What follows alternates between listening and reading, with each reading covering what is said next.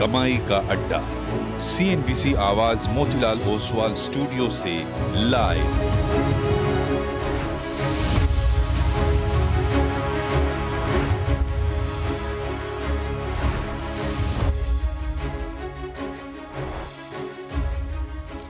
नमस्कार, CNBC आवाज़ Motilal Oswal studio में आप सभी का स्वागत है। भारतीय मार्केट्स के लिए हफ्ते की अच्छी शुरुआत गिवन द क्यूज़, जो सुबह आज इतने नेगेटिव क्यूज़ पर भारतीय मार्केट ने एक अच्छी रिकवरी दिखाई।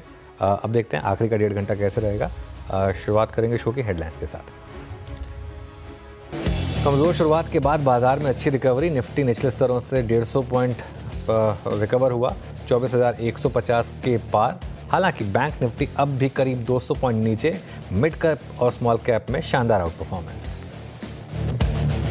ONGC ऑयल इंडिया रिलायंस को बड़ी राहत। सरकार का क्रूड से विंडफॉल टैक्स और सेस हटाने का फैसला तय। ATF पेट्रोल डीजल एक्सपोर्ट से स्पेशल एडिशनल एक्साइज ड्यूटी भी खत्म। जुलाई 2022 में लगाया गया था टैक्स। मुंबई रियल एस्टेट शेयरों में जोरदार तेजी। लोधा, गोदरेज प्रॉपर्टीज और ओबेरॉय रियल्टी करीब 3% चले। वहीं फार्मा, IT और ऑटो शेयरों में भी रौनक, लेकिन सरकारी बैंक, NBFCs और FMCG शेयरों में दबाव। रियल एस्टेट के साथ सीमेंट शेयरों में दूसरे दिन तेजी का मूड। 5% से ज्यादा भागा JK सीमेंट, साथ ही रैमको, अल्ट्राटेक, ग्रासिम और दालमिया भारत में भी दिखी 3 से 4% की तेजी। गूगल पिक्सल की मैन्युफैक्चरिंग करार से डिक्सन टेक में तूफानी तेजी। शेयर 6% की तेजी के साथ बना FNO का टॉप गेनर। नमूना ने दिए 18,654 के टारगेट। और डॉलर के मुकाबले न्यू रिकॉर्ड लोज पर पहुंचा रुपया। 19 पैसे की कमजोरी के साथ 84.69 पर कर रहा है कारोबार। डॉलर इंडेक्स में लगातार उछाल से बना है दबाव।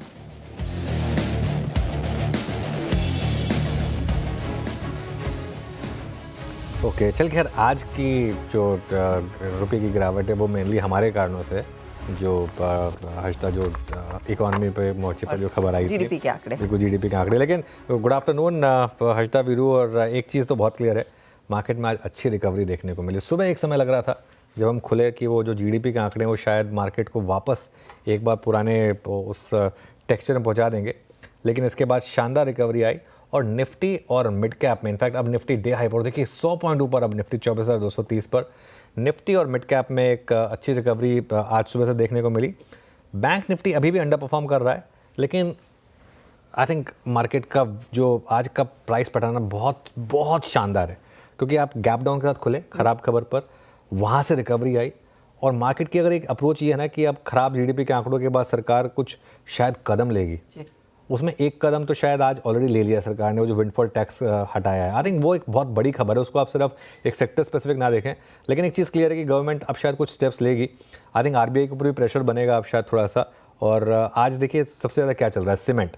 उसका मैं फिर बता रहा हूँ कि जिस तरीके से सीमेंट चला है, अगेन एक ये होप है मार्केट की कि अब government will go all out in capex. जाना ही पड़ेगा, और कोई ऑप्शन बचा नहीं है, और कोई ऑप्शन बचा नहीं। अब तो वो स्टेज आ गई है, जैसे क्या होता है कि आप एग्ज़ाम्स में, जैसे मेरा एग्जांपल है, एग्ज़ाम डिक्लेयर हो जाते हैं, नहीं पढ़ना, लेकिन एग्ज़ाम से एक दिन पहले तो पढ़ना ही पड़ेगा, कोई ऑप्शन नहीं है।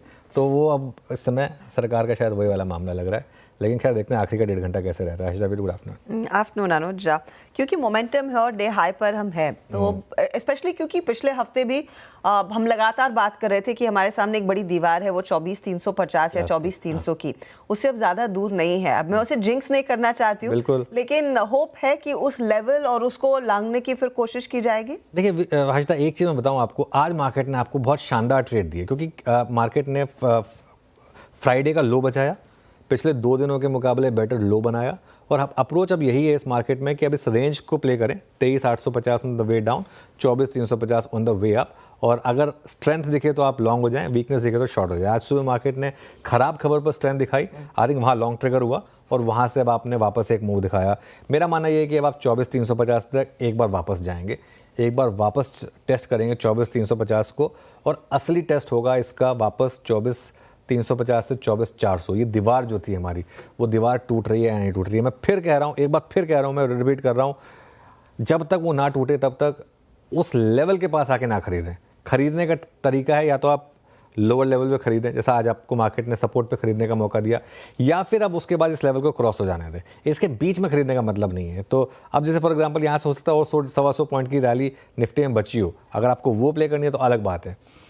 उसके बाद 24,350 से 24,400 आई थिंक वो जो दीवार है उसका सबसे इंपॉर्टेंट टेस्ट होगा। बैंक निफ्टी की जहाँ तक बात है ना, बैंक निफ्टी में बताऊँ एक इंटरेस्टिंग चीज़ जो निकल कर आ रही है कि जो फ्राइडे का सेल नंबर आया एफआई का, शायद उससे मार्केट थोड़ा सा परेशान हो रहा है, क्योंकि प्राइवेट बैंक्स गिरे। वैसे बैंक निफ्टी पे अब रिकवर कर रहा है, सिर्फ 80 पॉइंट नीचे रहेगा। जब हमने शो की तैयारी कर रहे थे हम, तो बैंक निफ्टी 250 पॉइंट नीचे था, लेकिन बैंक निफ्टी पर सपोर्ट 51,500 से 51,700 पर है, और अगर चला बैंक निफ्टी तो 52,200 से 52,500 के बीच मुझे रेजिस्टेंस यहाँ पर दिखाई देती है। लेकिन मैं आज के प्राइस एक्शन को मैं बहुत ज़्यादा पॉजिटिवली लेना चाहता हूँ, क्योंकि एक टिपिकल ख़राब खबर पर गैप डाउन और उसके बाद रिकवरी, आई थिंक जो ऐसा टेक्सचर होता है ना, ये नॉर्मली सबसे बुलिश टेक्सचर होता है। इससे बुलिश टेक्सचर नहीं होता कि मार्केट ख़राब खबर पर गैप डाउन के बाद रिकवरी दिखा दे। तो फिर चलिए, तो गैप डाउन के बाद रिकवरी आना वो एक साइन है कि शायद हम धीरे धीरे करके और मसल बिल्ड कर रहे हैं हम आगे की लड़ाई के लिए, और होपफुली यहाँ से वो तेज़ी बनती हुई दिखाई देगी। Veeru, good afternoon. Hi, good afternoon. और देखिए, बात करते करते मात्र सिंगल ट्रेंच में हमने बातचीत शुरू की थी आपने अनुज से लगभग 24,181 पे, सिर्फ बात करते करते निफ्टी करीब डे हाई पर 24,250 पे हम डे हाई पर आके खड़े हुए हैं। मैं कुछ स्टॉक फीचर्स रखूँगा, इसमें कोई राय नहीं कि आज सीमेंट में बहुत स्ट्रॉन्ग मूव है, लेकिन मैं सीमेंट में भी एक बेटर रिस्क रिवॉर्ड रेशियो ढूंढने की कोशिश कर रहा था। स्क्रीन पे मार्क करूंगा एक बार, डालमिया भारत सीमेंट को लिखा है। ये स्टॉक ऑलमोस्ट 1902 पे अपने 200 डे एक्सपोनेंशियल मूविंग एवरेज को तोड़कर पिछले 20 मिनटों में बहुत स्ट्रॉन्ग बाइंग इमर्ज हो रही है यहाँ पे। नजर रखिएगा, मैं इंट्राडे में रिस्क रिवॉर्ड रेशियो के पॉइंट ऑफ व्यू से कह रहा हूँ। करीब 1.5 लाख शेयर यहाँ पे जुड़े हैं ओपन इंटरेस्ट में। एक हो गया डालमिया भारत 1902 पे, स्क्रीन पे मैं इस पर बातचीत कर रहा हूँ। उसके बाद एक बार लेके आइएगा आज अपोलो हॉस्पिटल्स, रिवर्सल ट्रेड 7,076 पे, 7,076 यानी 7,000 के ऊपर जब ये स्टॉक आता है मूव स्ट्रॉन्ग देता है। 7,076 बात कर रहा हूँ मैं आपकी स्क्रीन पे। और इसमें पिछले 3-4 दिन में शॉर्टिंग भी काफ़ी हुई थी, बट सडनली इसने एक रिवर्सल लिया। आज 7,077 डी हाई पर आके ट्रेड करता हुआ। एक रखूंगा मैं Ramco cements, again cement space से। क्यों? पिछले 5 दिन से चल रहा है, स्ट्रॉन्ग मूव दिया इसने। लास्ट रिपोर्टेड नंबर से बहुत स्ट्रॉन्ग थे, लेकिन अब एक चीज़ हो रही है, और वो ये कि ये दिसंबर 2023 के स्विंग हाई को काटने की कोशिश करता हुआ प्रैक्टिकली उसके बाद इसका जो ऑल टाइम हाई है सिर्फ वो ड्यू रह जाएगा, जो कि करीब 1040 के आसपास है। तो जहां एक्यूट स्ट्रेंथ है उसमें Ramco cements, better risk reward ratio Dalmia Bharat, और एक reversal trade Apollo hospitals. Harshada ji हाँ, तो एक इंटरेस्टिंग मुकाम पर ये सारे स्टॉक्स आते हुए निफ्टी में करीब 100 पॉइंट की तेजी आ चुकी है। निफ्टी बैंक भी जैसे हम मेंशन कर रहे थे डे लो से एक पुल बैक दिखा रहा है। अब आपके लिए कुछ ट्रेंडिंग काउंटर्स लेकर आएंगे स्क्रीन पर, फिर जानकारों के पास चलेंगे। तो मोमेंटम जो कह रहा है वही आपको पहले स्क्रीन पर दिखेगा, यानी कि तेजी वाले काउंटर्स। और आज देखिए कई सारे विकल्प हैं इस मार्केट को भुनाने के लिए तेजी में। पहले तो सीमेंट कंपनियां सुबह से एक सिरे से तेजी की पोजीशंस बन रही है। अल्ट्राटेक हो, ग्रासिम हो, बढ़त है देखने को मिली और अच्छे वॉल्यूम्स पर ये तेजी आई है। फिर अपोलो हॉस्पिटल, श्रीराम फाइनेंस में भी हमने देखा है करीब 2-2.5% तक का इजाफा बनता दिखाई दिया है। डिक्सन टेक वो जो करार हुआ है इनकी सब्सिडरी का, अब ये गूगल का पिक्सल फोन मैन्युफैक्चर करेंगे तो उसका फायदा मिलता हुआ। 2 और सीमेंट कंपनियां यहाँ पर, जेके और श्री सीमेंट और आईजीएल में भी हम देख रहे हैं काफ़ी दिनों बाद आज खरीदारी बनती दिखाई दी है। बैकफुट पर क्या है वो इंश्योरेंस कंपनियों में एचडीएफसी लाइफ आज भी दबाव में। सिप्ला उस ब्लॉक के बाद 1.5% नीचे। एनटीपीसी, इंडसइंड बैंक में हम देख रहे हैं आज 1-1.25% तक की गिरावट देखने को मिली। Adani Total, Adani Energy Solutions, Max Finance और ट्यूब इन्वेस्टमेंट्स ये दूसरे ट्रेड्स हैं जहां पर हल्की सी मुनाफा वसूली देखने को मिली है। अब इस ट्रेड को कैसे पकड़ा जाए, किस तरफ बैठना है आपको, शरद अवस्थी बताएंगे फंडामेंटल तस्वीर इस मार्केट की। टेक्निकल कॉल्स के लिए हमारे साथ है प्रकाश गाबा, राजेश सातपुते, राजेश पालविया, अमित सेठ, शिल्पा राउत और शिवांगी सारदा। 2:15 बजे लता वेंकटेश को जोड़ेंगे जो आपको बताएंगे कि जीडीपी के जो आंकड़े आए हैं अब उससे क्या संकेत, और खास तौर से इसी हफ्ते जो 6 तारीख को आरबीआई की क्रेडिट पॉलिसी है उसमें क्या निकल कर आ सकता है, क्या ऑप्शंस रहेंगे गवर्नर के पास। 225 पर लक्ष्मण को जोड़ेंगे विंडफॉल टैक्स में जो फाइनल कटौती सरकार ने कर दी है या फिर उसे खारिज कर दिया है। 2:30 श्रेया ठाकुर आपको बताएंगे सीमेंट शेयरों में आज तेजी क्यों। फिर 2:35 पर सुदर्शन को जोड़ेंगे। ओला इलेक्ट्रिक को मिल सकती है कड़ी टक्कर और बाकी ईवी की बिक्री के आंकड़े क्या कह रहे हैं। 2:45 पर कंचन आपको बताएंगी कि फार्मा कंपनियों पर ब्रोकरेजेस क्यों बुलिश है। तो 2:55 पर मार्केट बिग बॉयज में हमारे साथ मेरे एसेट कैपिटल मार्केट्स के इंस्टीट्यूशनल बिजनेस डिवीजन के डायरेक्टर मनीष जैन जुड़ने वाले हैं। फिर डीलिंग रूम का जायजा 3 बजे के आसपास। क्लोजिंग की रणनीति BTST STBT और क्लोज की तरफ बढ़ेंगे। स्क्रीन पे रखिएगा। और अनुज, मैं इनफैक्ट सुबह भी आपसे बात कर रहा था, ये अब जिस प्रकार के GDP के नंबर्स हैं, मेरे ख्याल से शायद हमने कभी इसका कयास लगाया भी नहीं हुआ कि इतने ख़राब नंबर्स आएंगे। RBI ने जब लास्ट रिपोर्टेड इन्फ्लेशन की फिगर्स थी उसको देखते हुए यही कहा था कि भाई अभी मुश्किल लग रहा है। बट अनुज, क्या अब शायद चाहे वो सरकार की तरफ से प्रेशर हो, वित्त मंत्री पहले ही बोल चुकी हैं, पीयूष गोयल हमारे वो इवेंट में पहले ही बोल रहे थे, रेट कट की पॉसिबिलिटी अब एक स्ट्रॉन्ग एंड सब्सटेंशियल नज़र आ रही है। क्या बाजार उसी को सेंस कर रहा है? आई थिंक बिल्कुल वीरू, जो आज देखिए आज जिस तरीके से मार्केट में रिकवरी आई है, मार्केट प्राइसिंग कर रहा है कि कुछ तो गवर्नमेंट करेगी, ऐसा तो नहीं हो सकता कि ना हो। और अगर दोनों तरफ से एक्शन हो जाए, मतलब फिस्कल साइड पर भी और मॉनेटरी साइड पर भी, तो फिर तो क्या ही कहने। लेकिन जिस तरीके से आज सेक्टर्स चले हैं ना वीरू, अगर आप देखें जैसे कुछ सेलेक्टिव पॉकेट्स, रियल एस्टेट जिस तरीके से आज भागा है ना, आई थिंक, और उसकी सबसे बड़ी प्रॉक्सी है सीमेंट। आई थिंक वो जिस तरीके से भागे हैं, थोड़ा मार्केट शायद इस तरफ होप कर रहा है कि और कुछ नहीं तो एटलीस्ट CRR कट तो आ ही जाए, और उसके बाद शायद रेट कट का भी एक प्रेशर बिल्ड हो RBI के ऊपर। इसकी पॉसिबिलिटी है, लेकिन ध्यान रखिएगा प्रोबेबिलिटी कम है। पॉसिबिलिटी है लेकिन प्रोबेबिलिटी कम है, क्योंकि मुझे नहीं लगता कि RBI सिर्फ एक डेटा पॉइंट देखकर कह देगा कि नहीं अब हमें कुछ करना है, स्पेशली एट अ टाइम जब पिछली पॉलिसी तक उनका व्यू इतना हॉकिश रहा है, हॉकिश साइड पर रहा है। तो एकदम से हॉक से वो रेट कट पे आ जाएंगे, ये तो नहीं होगा, लेकिन हाँ प्रेशर बनेगा। एक एटलीस्ट आई थिंक डिस्कशन में अब आना सीरियसली शुरू होगा कि रेट कट होनी चाहिए या नहीं होनी चाहिए। आई थिंक ये मेरे ख्याल से एक आगे जाके मामला बनेगा। जिस तरीके से आज रियल एस्टेट भागा है और जिस तरीके से उसके जो बाकी के एंसिलरी स्टॉक्स हैं वो भागे हैं उसमें, बिल्कुल। चलिए काम करते हैं, अब इस शो में हमारे एक्सपर्ट्स को जोड़ते हैं और ट्रेड्स लेना शुरू करते हैं। हमारा पैनल तैयार है हमारे साथ। सभी को गुड आफ्टरनून। गाबा सर, आपका इस समय का trade? Good afternoon to you. Ajay, इस समय जो मुझे ट्रेड पसंद आता है इस वक्त वो है DLF। आपने इसका जिक्र भी किया, रियल एस्टेट का 844 पर ट्रेड कर रहा है। मेरे ख्याल से इसमें मोमेंटम है और ब्रेकआउट भी मिला है। टॉप होगा 836, ज्यादा नहीं, करीब 8 रुपए का है। ऑन द फर्स्ट टारगेट 850, फिर 860 भी नजर आते हैं DLF। ओके, 860 की तरफ बढ़ता हुआ ये काउंटर, जहां पर एक मोमेंटम देखने को मिल रहा है। शिल्पा जी, आफ्टरनून, बताइए आपका ट्रेड। Afternoon everyone. मेरा ट्रेड रहेगा आज जो मॉर्निंग में मैंने दिया था रामको सीमेंट, मैं इसी को कंटिन्यू करूंगी। मुझे लगता है कि 1100 के लेवल्स इसमें बहुत स्ट्रॉन्ग भी आ सकते हैं। तो यहाँ पे आप 1030 के स्टॉप लॉस से 1100 के लिए रामको में बाई कर सकते हैं। किसी को ऑप्शंस पे ट्रेड लेना है, आप एट द मनी 1050 का कॉल ऑप्शन जो रफली 31 रुपीज़ है, आप इसमें भी पार्टिसिपेट कर सकते हैं। स्टॉप लॉस 22 का रखिए। लुक फॉर टारगेट्स ऑफ 45 से 48। शिल्पा जी, हमारे यहाँ ऑफिस में अगर हमारा ऐसा गला बैठता है तो हमारी टीम वो एक दवाई पकड़ा देती है कंठिल करके, तो आपको भिजवा देते हैं। वो आपको ज़रूरत लग रही है उसकी थोड़ी सी इस समय। सुबह तो ठीक थी आपकी वॉइस, एकदम से क्या हुआ?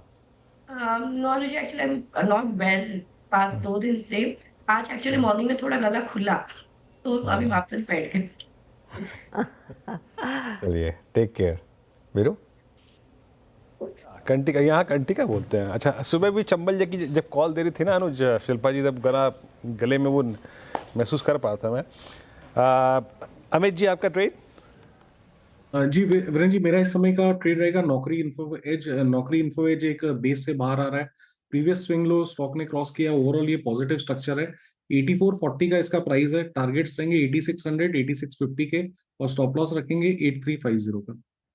ओके, इन्फो एज यानी नौकरी, ये हो गई अमित जी की pick. Shivangi, good afternoon. Shivangi, आपकी ट्रेड?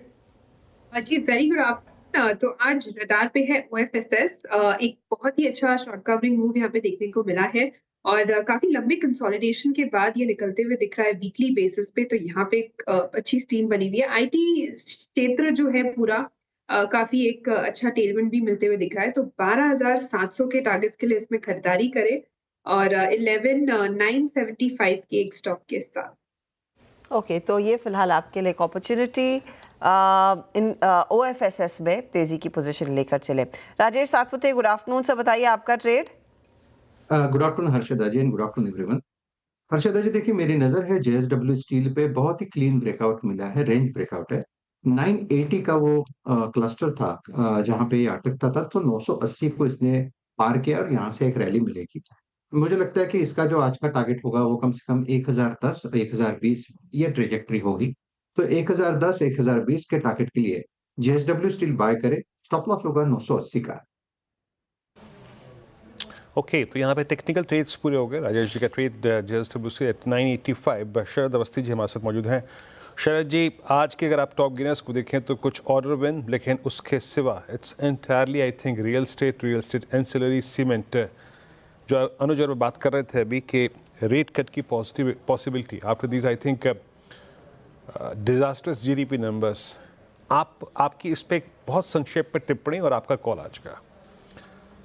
देखिए, हमारा मानना है कि GDP नंबर्स में कोई ऐसा नेगेटिव तो थोड़े लग रहे हैं, लेकिन जिस टाइप का माहौल ग्राउंड पे था उसके हिसाब से उतना नेगेटिव नहीं है। सेकंड चीज है इंटरेस्ट रेट पे, मुझे लगता है इस क्वार्टर ऑनवर्ड्स नंबर काफी इंप्रूव होने चाहिए। जहाँ तक इंटरेस्ट रेट्स का सवाल है, गवर्नमेंट सिक्योरिटीज में भी जिस टाइप का रिसेप्शन है, कहीं ना कहीं लग तो रहा है कि मार्केट ऐसा स्पेक्यूलेट कर रहा है कि मोस्ट प्रोबेबली थोड़ा बहुत रेट कट शायद आए, या एटलीस्ट लिक्विडिटी इन्फ्यूजन या स्टांस में थोड़ा और अग्रेसिव चेंज आए। वही उसकी उम्मीद पे थोड़ा बहुत आपको जो मेरे हिसाब से 8 से 10 बेसिस पॉइंट 10 ईयर जीसेक में भी फर्क आया है। हालांकि जैसा अनुज बोल रहे थे कि सिर्फ एक डेटा पॉइंट पे वो कितना अग्रेसिवली रेट कट्स के बारे में सोचेंगे, मैं भी उस पर डाउट कर रहा हूँ, क्योंकि जब तक इंटरनेशनली कोई वैसा सपोर्ट नहीं आता, मुझे नहीं लगता कि स्टैंड अलोन वे में इंडिया रेट कट्स करेगा, अनलेस अनटिल बहुत कोई इमरजेंसी हो, और मुझे नहीं लगता कि ये बहुत इमरजेंसी वाली सिचुएशन है। तो थोड़ा बहुत स्टांस चेंज की आप उम्मीद कर सकते हैं, तो हो सकता है गवर्नमेंट सिक्योरिटीज में आपको और 20-30 पैसे की चेंज दिखे, और अगले 2 से 3 महीनों में मोस्ट प्रोबेबली ग्लोबली आपको इंटरेस्ट रेट साइकिल रिवर्स होता दिखाई दे, मतलब लोअर रेट्स की तरफ। जहाँ तक कॉल का सवाल है, हमारे आज की पिक होगी बायोकॉन कंपनी। बायोलॉजिक्स बायोसिमिलर्स की लीडिंग कंपनी है इंडिया में। इवन कॉन्ट्रैक्ट रिसर्च वाला सेगमेंट भी आने वाले समय में काफी बढ़िया करना चाहिए। सेकेंड हाफ के लिए कंपनी ने भी काफी पॉजिटिव कमेंट्री की है। बायोसिमिलर्स में करीब 5 नए प्रोडक्ट्स को लॉन्च करने की भी बात कर रहे हैं। फर्स्ट मूवर एडवांटेज है उनके पास, और एक अग्रेसिव स्पेस है। US में जैसे जैसे और अप्रूवल्स मिलते हैं उसका काफी फायदा मिलना चाहिए। जो नई लॉन्चेस US में की हैं, लगभग 18 से 20% मार्केट शेयर उन्होंने पिछले 3 से 4 साल में गार्नर किया है। तो नए प्रोडक्ट लॉन्चेस में भी आप वैसी उम्मीद कर सकते हैं। यूरोप में भी 5 से 8% जैसा मार्केट शेयर उन्होंने अक्रॉस द बोर्ड ज्यादातर प्रोडक्ट्स जो उन्होंने लॉन्च किए वहां पे पाया है। तो हमें लगता है ग्रोथ काफी अग्रेसिव रहनी चाहिए, 60% जैसा है। डेट का एक ओवरहैंग है अभी, एबिटा टू डेट लगभग 3.5 पौने 4 के आसपास है। बट अगले साल जिस टाइप की हम अर्निंग एक्सपेक्ट कर रहे हैं, जो सेकंड हाफ से ऑलरेडी ट्रैक्शन दिखेगा, तो उस अर्निंग्स ग्रोथ के सामने ये मैट्रिक्स भी काफी हद तक कम हो जाएगा। और जो नियर टर्म इनकी रिपेमेंट्स वगैरह ड्यू थी, उसमें इन्होंने जो रीफाइनेंसिंग डेट की है, उसकी वजह से FY 26-27 में जो पहले करीब इनको 8-8.5 हजार करोड़ की रिक्वायरमेंट थी, अब लगभग 2200-2300 करोड़ की रिक्वायरमेंट रहेगी। तो वो एक पॉजिटिव डेवलपमेंट है। और वहां तक जाते जाते हमारे हिसाब से जो कैश फ्लो वाला एक सिनेरियो बन रहा था वियाट्रिस के एक्विजिशन के बाद, वो भी खत्म हो जाता है। प्लस वियाट्रिस के एक्विजिशन की वजह से इनको कमर्शियलाइजेशन भी इनका हो जाएगा डायरेक्ट, जो पहले वियाट्रिस के थ्रू ये करते थे। तो मुझे लगता है वो भी फास्ट हो जाएगा, फास्ट टू मार्केट प्रोडक्ट्स हो जाएंगे। तो आने वाले समय में हमें उम्मीद है कि नंबर्स में काफी बढ़िया इंप्रूवमेंट आपको देखने मिलना चाहिए। और जैसे जैसे नंबर्स आते हैं, प्राइस टू अर्निंग मल्टीपल्स में भी बड़ी रेटिंग होनी चाहिए। बट अभी टू स्टार्ट विद अगले साल हम ये उम्मीद कर रहे हैं कि कंपनी लगभग 15 रुपए के आसपास की अर्निंग्स रिपोर्ट करेगी। 30 का मल्टीपल टू स्टार्ट विद बहुत मुश्किल नहीं होना चाहिए। तो 4.5 रुपए के लक्ष्य के हिसाब से बायोकॉन 450 का टारगेट नियर टर्म के लिए। अच्छा, ध्यान रखिएगा बात जो हम कर रहे थे, क्योंकि जो RBI की एक्सपेक्टेशन थी FY 25 का जो फोरकास्ट था 7.2, अब ऑब्वियसली उस पर तो काफ़ी खतरा है ही। तो ये मटेरियल डेटा पॉइंट है, इसका क्या इसी पॉलिसी में इम्पैक्ट दिखेगा या नहीं, ये भी देखना इंपॉर्टेंट होगा। बाज़ार को इकोनॉमी में सुस्ती का अंदाज़ा था, लेकिन ये जो आंकड़ा है ये वाकई में काफ़ी ख़राब है। आई थिंक किसी ने सोचा था कि इतना ख़राब ही नंबर आएगा, लेकिन अब क्या करे सरकार, क्या करे RBI, क्या कुछ आ सकता है? क्या रेपो कट, CRR कट, ये कुछ आने के चांसेस हैं क्या? बैंकों पर क्या असर होगा, ये सब समझते हैं। लता मैम जुड़ गई हमारे साथ। लता मैम, गुड आफ्टरनून। शौकर था वो, आपकी और मेरी एक्चुअली बात हुई थी फ्राइडे को। आप, मुझे याद है आपने मुझे फ़ोन किया था, कोई एक नंबर काफ़ी डिप्रेसिंग लग रहा था, और हमने काफ़ी देर बात की थी इसके बारे में। लेकिन अभी क्या एक्सपेक्ट करें मार्केट बेसिकली? क्या गवर्नमेंट से एक्सपेक्ट करें कि कुछ तो करना पड़ेगा, और क्या आरबीआई से भी थोड़ा कुछ सपोर्ट की एक्सपेक्टेशन रखें? आरबीआई की तो बहुत डिफिकल्ट पोजीशन है। लास्ट अवेलेबल इन्फ्लेशन नंबर उनके मैंडेट के ऊपर है, हाँ 6.2 है, और ये ग्रोथ अभी ऐसी दशा में है कि उसको सपोर्ट नहीं दूंगा, ये पोजीशन आरबीआई नहीं रख सकता। अब तक RBI could keep the position कि ग्रोथ को हमारी सपोर्ट की जरूरत है ही नहीं, growth is very good. Last FY number is 88.2, I mean it's a brilliant number. तो वो आर्ग्यूमेंट अब निकल गया कि इकोनॉमी डजंट नीड सपोर्ट। और हमें पता है ना, हमारे सिल्वर जुबली सेलिब्रेशन में पीयूष गोयल जी ने ये आवाज़ भी उठाई थी कि रेट कट का टाइम आ गया। It is now politically on them. Growth also needs help and inflation is not conquered. So how will they go ahead? Where I see it, it is very awkward for the Reserve Bank to raise rates, to cut rates. जब last number man, ठीक है, you can say last number तो lagged है, आगे जाके we are seeing inflation low, ये उनको कहना मुश्किल है, क्योंकि now they have to revise the FY25 inflation higher. उनका एवरेज 4.5 था फॉर द फुल ईयर, अभी वो 4.8 तो मिनिमम करना ही करना। How will you say that I am forecasting 4.8 from the earlier 4.5 and I am cutting rates? ये ज़रा डिफिकल्ट है unless they are able to forecast a much lower inflation 1 year down and then do, but it looks a little difficult and that is why all of us are leaning on the fact that maybe वो CRR cut कर सकते हैं। अब मैं जल्दी से बता दूं कि ये तो आप जैसे एक्सपर्ट्स को तो पता ही है, रेपो रेट कटने से रिजर्व बैंकों को थोड़ा नेगेटिव इम्पैक्ट होगा, बिकॉज उनका लोन्स रेपो से जुड़ा है, उनका डिपॉजिट्स फ्रीली मार्केटेबल है। तो इफ़ यू कट, तो जो भी एक्सटर्नल बेंचमार्क से लिंक्ड है, और हर बैंक को some 30-40% of loans are linked, auto loans are not linked but home loans are linked, corporate loans are linked, तो उनको सब it will all become 25 basis cheaper, but your deposits will not get any cheaper because the situation is the same, सब लोग deposit के पीछे भाग रहे हैं, तो उन पे नेगेटिव इम्पैक्ट होगा बैंक्स पे। और जब लिक्विडिटी टाइट है, you can not across the board reduce lending rates, you will reduce जो EBLR से जुड़ा है, एक्सटर्नल बेंचमार्क लेंडिंग रेट, जो एक्सटर्नल बेंचमार्क से जुड़ा है वो विली निली कट जाता है, बाकी के वो नहीं ड्रॉप करेंगे, तो रिजर्व बैंक का रेपो रेट कट करने का इम्पैक्ट भी लिमिटेड ही हो सकता है, whereas CRR cut can have a slightly bigger impact. What is the impact on banks?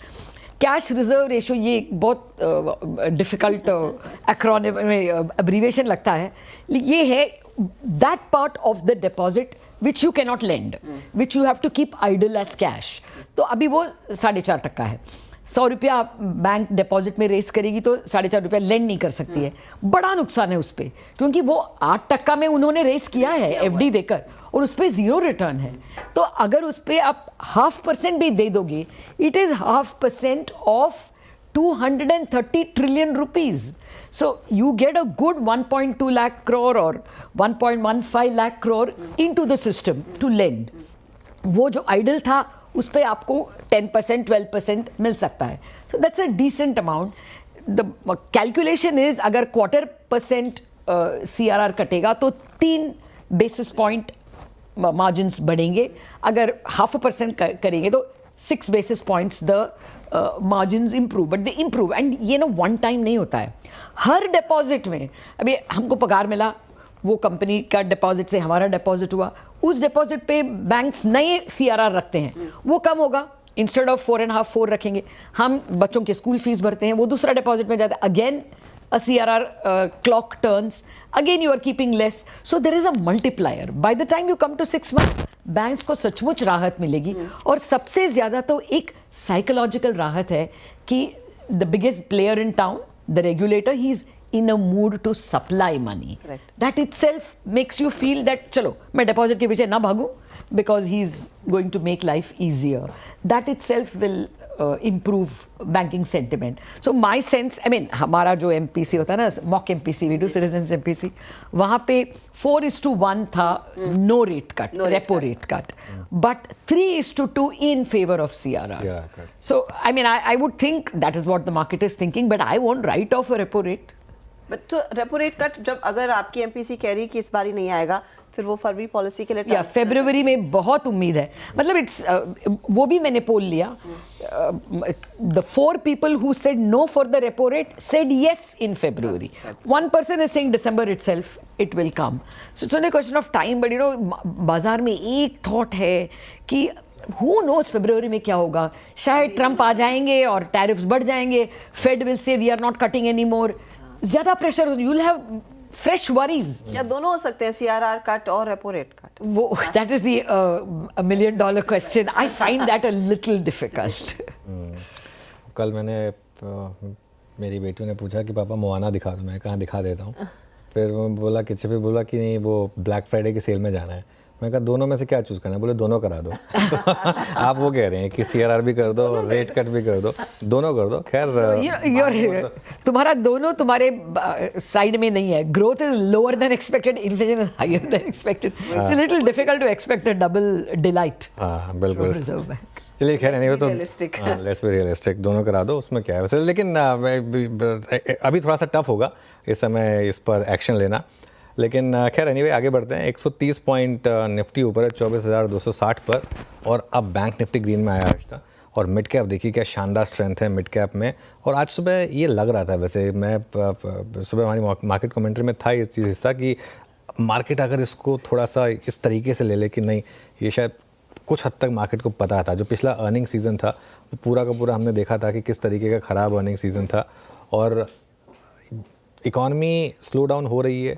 अब एक जितना एक्सपेक्ट करें तो उससे भी कम आ गया, ठीक है, लेकिन ये शायद कुछ हद तक मार्केट को हिंट था। 24,256 वापस अब हम उस जोन में जा रहे हैं जहाँ नॉर्मली मार्केट का टेस्ट होता है 24,350 से 24,400 का। फिंगर्स क्रॉस इस बार अगर कर लें तो, क्योंकि अब बैंक निफ्टी भी चलने लगा है और एडवांस डिक्लाइन भी काफ़ी स्ट्रॉन्ग हो गया, ऑलमोस्ट 2:1 का एडवांस डिक्लाइन हो गया। अच्छा, एडवांस डिक्लाइन तो इस पूरी मार्केट में इस पिछले 5-6 दिन ठीक रहा। इवन जो थर्सडे को भी मार्केट गिरा था वो पूरा का पूरा एक्सपायरी मूव था, उसमें भी एडवांस डिक्लाइन एकदम ठीक रहा था। तो फिंगर्स क्रॉस अगेन इस बार अगर हम जाएं 24,350 पर, जिंक्स नहीं करते हैं तो वेट करेंगे, लेकिन प्राइस पैटर्न अच्छा है।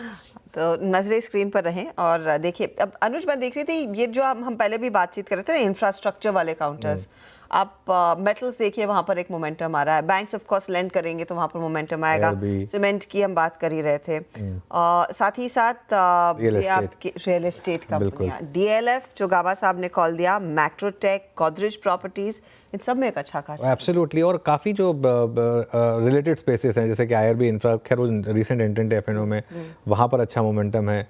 और उसके अलावा आप आईजीएल, एमजीएल, मतलब इवन जो पॉलिसी रिलेटेड स्टॉक्स हैं वहाँ पर भी इस समय अच्छे मूव्स आ रहे हैं। गाबा सर, एक बार बात करते हैं आपकी जो मॉर्निंग पिक्स थी उनमें से एक जेके सीमेंट, सारे टारगेट्स के करीब पहुंचा स्टॉक, आप क्या करें यहाँ पर? एक्चुअली अब भी इसमें अपमूव ऑन है, 4479 पर ट्रेड कर रहा है। नेक्स्ट लॉजिकल टेक्निकल टारगेट होना चाहिए 4500, उसके बाद 4600। सिंस 4500 एक साइकोलॉजिकल रेसिस्टेंस है, राउंड फिगर, तो मैं कहता हूं यहाँ पर एक बार प्रॉफिट बुक कर ले तो ठीक है। अगर जिसको कैरी फॉरवर्ड करना है कैरी फॉरवर्ड कीजिए, मॉडिफाई कीजिए स्टॉप 4450 का, बस देन कैरी इट फॉरवर्ड। जब होता है देखेंगे, या तो स्टॉप या टारगेट। सीमेंट, इनफैक्ट मैं फटाफट से एक गोदरेज प्रॉपर्टीज पर व्यू लेना चाहती हूँ। शिवांगी, हो सके तो देखिएगा इस स्टॉक को। गोदरेज है, मैक्रोटेक है, आज विकल्प कई ज्यादा है। गावा जी ने पहले डीएलएफ दे दिया था, इनमें से कोई जो चेस किया जा सकता है? जी बिल्कुल, रियलिटी स्पेस की अगर बात करें, यहाँ पे अट्रैक्शन तो जरूर है, पर कहीं ना कहीं फॉलो अप मिसिंग है थोड़े बहुत रिलेटेड। अगर हम देखें तो सीमेंट स्पेस में एक्शन जरूर शुरू हो गया है, बट रियलिटी स्पेस अभी भी थोड़ा फॉलो अप यहाँ पे रिक्वायर्ड है। But out of the pack Godrej properties एक है जो काफी स्टेबल है और बेटर देन द अदर्स, तो यहाँ पे हम नजर रख सकते हैं। अच्छे यहाँ पे ओपन इंटरेस्ट भी बिल्ड होते हुए दिख रहे हैं। सो 3000 तक के लेवल्स यहाँ पे इमीडिएट बेसिस पे बन रहे हैं, 2800 के एक सपोर्ट को ध्यान रखते हुए। Okay, Godrej properties real estate space में। और मैं थोड़ा सा सडनली अगर आप देखें इस टॉपिक से डाइवर्ट करके एक स्टॉक पे ऐसे आ रहा था जिसने मेरे ख्याल से एक बार स्पॉटलाइट में इसका जिक्र किया था, that is Bata. Bata 200 day exponential moving average के ऊपर है और मात्र इसने इस ट्रेजेक्ट्री का सफ़र तय किया है 7 से 8 दिन में। और मैं ये सवाल और ये मैं प्रश्न इसलिए उठा रहा हूँ यहाँ पे क्योंकि बाटा ने, अगर आप पिछले 2 साल में रीड करें, जब जब 200 डे के ऊपर आया है एक वर्टिकल राइज दिया है। आपको इसकी प्लेसमेंट कैसी लग रही है शिल्पा जी? 1446 जैसे जैसे ये 200 डे को अप्रोच कर रहा है ये एग्रेसिव हो रहा है। इतना एग्रेसिव ये नीचे की ट्रेजेक्ट्री में नहीं था। अभी आपका टेक क्या है मैम इस पे, बाटा पे इस वक्त? जी बिल्कुल वीरेंद्र जी, 1400 के ऊपर स्टॉक में थोड़ा स्ट्रेंथ ऑफ कोर्स आया है, लेकिन 1460 पे रेजिस्टेंस भी है।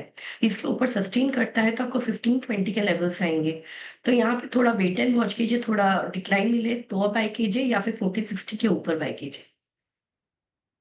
वीरू, आपको याद, सही आपने बताया, स्पॉटलाइट में लिया था ये और लग रहा था देखकर कि ये स्टॉक जो है अब अपना क्लासिकल वो पैटर्न रिपीट कर रहा है और बिल्कुल आई एग्री विद यू कि वो शायद वर्टिकल मूव अगर आए तो यहाँ पर आ सकता है। चलिए एक काम करते हैं, अब जीडीपी ग्रोथ में सुस्ती के बाद जो सरकार एक्शन में आई है उस पर बात करते हैं। करीब 2.5 साल बाद विंडफॉल टैक्स को पूरी तरीके से हटाने का फैसला लिया गया है।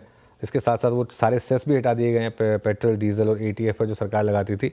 लक्ष्मण रॉय के पास चलते हैं और जानते हैं कि ये फैसला क्यों लिया गया। लक्ष्मण जी, गुड आफ्टरनून। क्या वो जो जीडीपी का नंबर आया उसने भी थोड़े से पॉलिसी डिसीजन में कुछ इम्पैक्ट डाला या ये इस फैसले का सरकार पहले ही मन बना चुकी थी?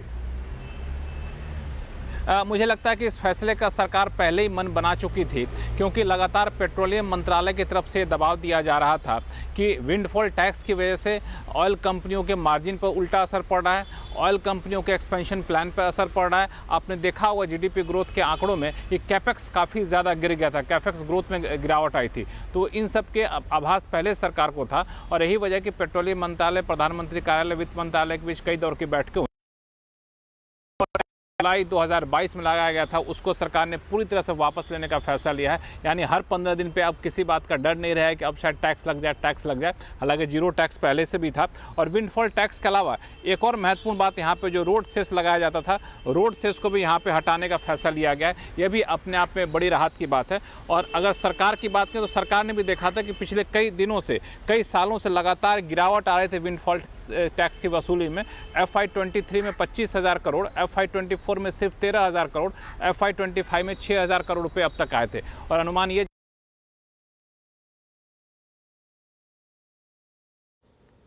विंडफॉल टैक्स वैसे भी नहीं लगा सकते, इसलिए सरकार ने अंततः नोटिफिकेशन को वापस ले लिया है। शुक्रिया लक्ष्मण जी, थोड़ी सी आवाज़ आपकी क्रैक कर रही थी, लेकिन एक बड़ा फैसला सरकार ने फाइनली ले लिया है कि विंडफॉल टैक्स हट गया है।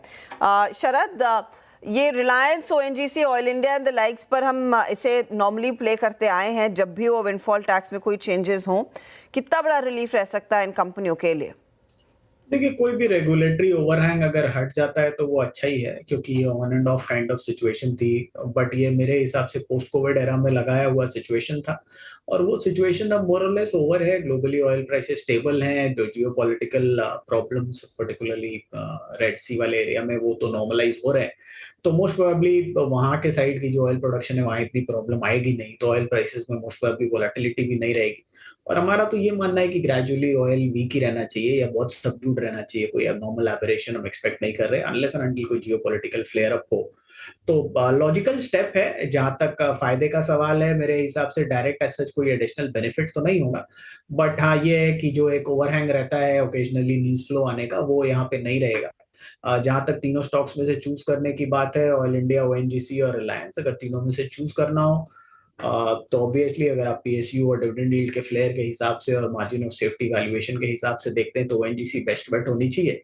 और अगर आप एक basically non PSU private sector खोज रहे हैं तो रिलायंस हमें लगता है काफी बढ़िया बेट है 1700 के आसपास के, 1700-1800 के टारगेट्स के। मीनवाइल एक बार जरा मार्केट वापस देखते हैं। निफ्टी 24,271, 24,273 पर अब ऑलमोस्ट 150 पॉइंट की रैली और मिड कैप इंडेक्स में करीब 400 पॉइंट की रैली। तो शानदार मोमेंटम इस समय मार्केट में और काफ़ी स्टॉक डीआई पर आ रहे हैं। लेकिन आज एक स्टॉक जो अब मार्केट को पूरी तरीके से लीड कर रहा है वो है रिलायंस। एक बार रिलायंस का चार्ट लेकर आइए और रिलायंस के आज के प्राइस पैटर्न में एक और इंटरेस्टिंग चीज़, अभी पिछले हफ्ते के हाई के ऊपर ट्रेड कर रहा है। एक बार निफ्टी का कंट्रीब्यूशन देखते हैं और देखते हैं इसमें रिलायंस क्या कर रहा है, क्योंकि रिलायंस चल रहा है साथ ही साथ इवन अदर स्टॉक्स, भारतीय भी चलना शुरू हुआ। रिलायंस का कंट्रीब्यूशन देखिए इस समय करीब 27 पॉइंट का निफ्टी में, और उसके अलावा अल्ट्राटेक सीमेंट, ICICI बैंक और M&M, यहाँ पर भी अच्छे कंट्रीब्यूशन आपको देखने को मिलेंगे। एक व्यू रिलायंस पर ले लेते हैं, उसके बाद आगे बढ़ेंगे। राजेश सतपुते जी, रिलायंस टेक्निकली क्या भी बन रहा है इस पर?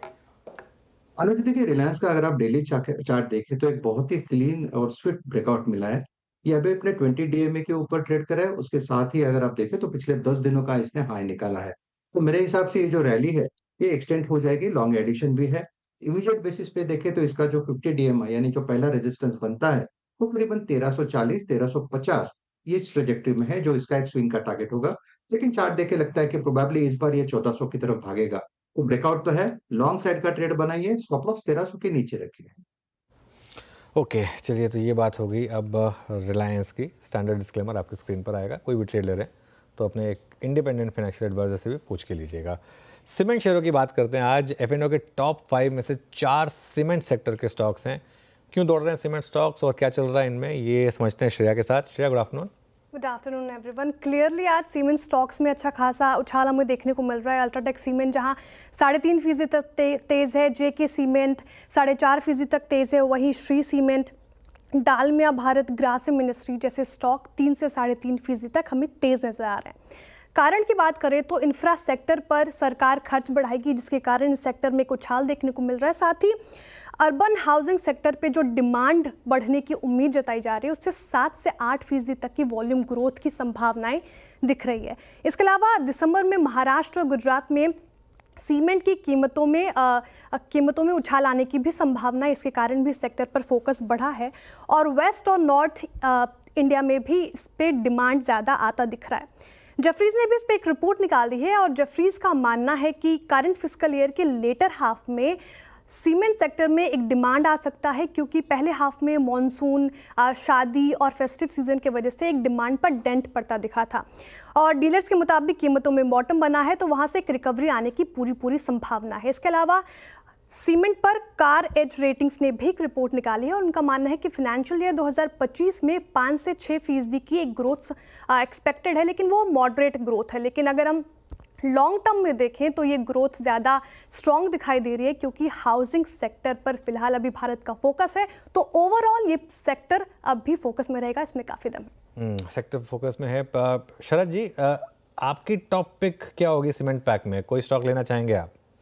फ्रंट लाइन स्टॉक्स में मुझे लगता है ACC बेस्ट प्लेस बेट रहेगी, क्योंकि वहाँ पे ऑपरेशनल इंप्रूवमेंट्स की बहुत ज़्यादा गुंजाइश है आने वाले समय में, और अडानी के टेक ओवर के बाद मोस्ट प्रोबेबली वो थोड़ा अग्रेसिवली परसू करेंगे, तो वो एक स्टॉक हो सकता है जहाँ काफ़ी इंप्रूवमेंट होनी चाहिए। सिमिलरली लार्जर प्लेस में ऑब्वियसली डालमिया भारत मेरी प्रेफर्ड चॉइस रही है काफ़ी समय से, और थोड़े मझौले या उससे नेक्स्ट लाइन कंपनीज में मुझे लगता है JK लक्ष्मी सीमेंट मेरी टॉप बेट होगी। ये तीनों कंपनीज में EV पर टन के हिसाब से काफ़ी कंफर्टेबल वैल्यूएशंस हैं। एटलीस्ट 20 से 25% तो EV पर टन के हिसाब से इनमें इम्प्रूवमेंट आना चाहिए प्राइसेस में, और तीनों ही कंपनीज में खास करके डालमिया भारत और JK लक्ष्मी में long term aggressive capex plans भी हैं, जहां वो अग्रेसिवली अपनी कैपेसिटी को बढ़ा रहे हैं, तो मुझे लगता है उसका भी फायदा मिलना चाहिए। और ऑपरेशनल मैट्रिसेस के हिसाब से भी JK लक्ष्मी ज्यादातर ऑपरेशनल मैट्रिसेस पे ज्यादातर कंपनीज को आउटस्कोर करता है। डालमिया का साउथ का प्रेजेंस है तो वो थोड़ा कभी कभी चैलेंजिंग होता है, बट मुझे लगता है कि वो ज्यादातर जो पेन पॉइंट्स उनके थे पिछले 6-7 महीने में वो हमारे पीछे हैं, और यहाँ से इम्प्रूवमेंट काफी तगड़ी होनी चाहिए। तो टॉप बेट होगी ACC फ्रंट लाइन में और डालमिया भारत, और सेकंड लाइन ऑफ स्टॉक्स में JK लक्ष्मी सीमेंट। जैम, ये आपका पिकिंग ऑर्डर है सीमेंट स्पेस में। Meanwhile Nifty is at day high 24,282। Nifty bank रखिएगा। निफ्टी बैंक का मैं मेंशन इसलिए कर रहा हूँ क्योंकि शुक्रवार के लगभग 9:15 का और उसके बाद लगभग 3 बजे का जो स्विंग हाई था बैंक निफ्टी काट रहा है, यानी शुक्रवार के स्टैट्स के मुताबिक जो दो बड़े कॉल राइटर्स थे 52-200 दोनों के जोन के ऊपर आके ट्रेड करता है। Nifty bank at day high. और जरा एक बार मैं हालांकि मैंने स्टॉक दूसरा पिक किया है, दैट्स वोल्टास। अमित जी, बिल्कुल एज पे है ये स्टॉक 1715 एग्जैक्टली अपने 50 डेमा को स्ट्राइक करता है मेरे ख्याल से लास्ट एवरेज।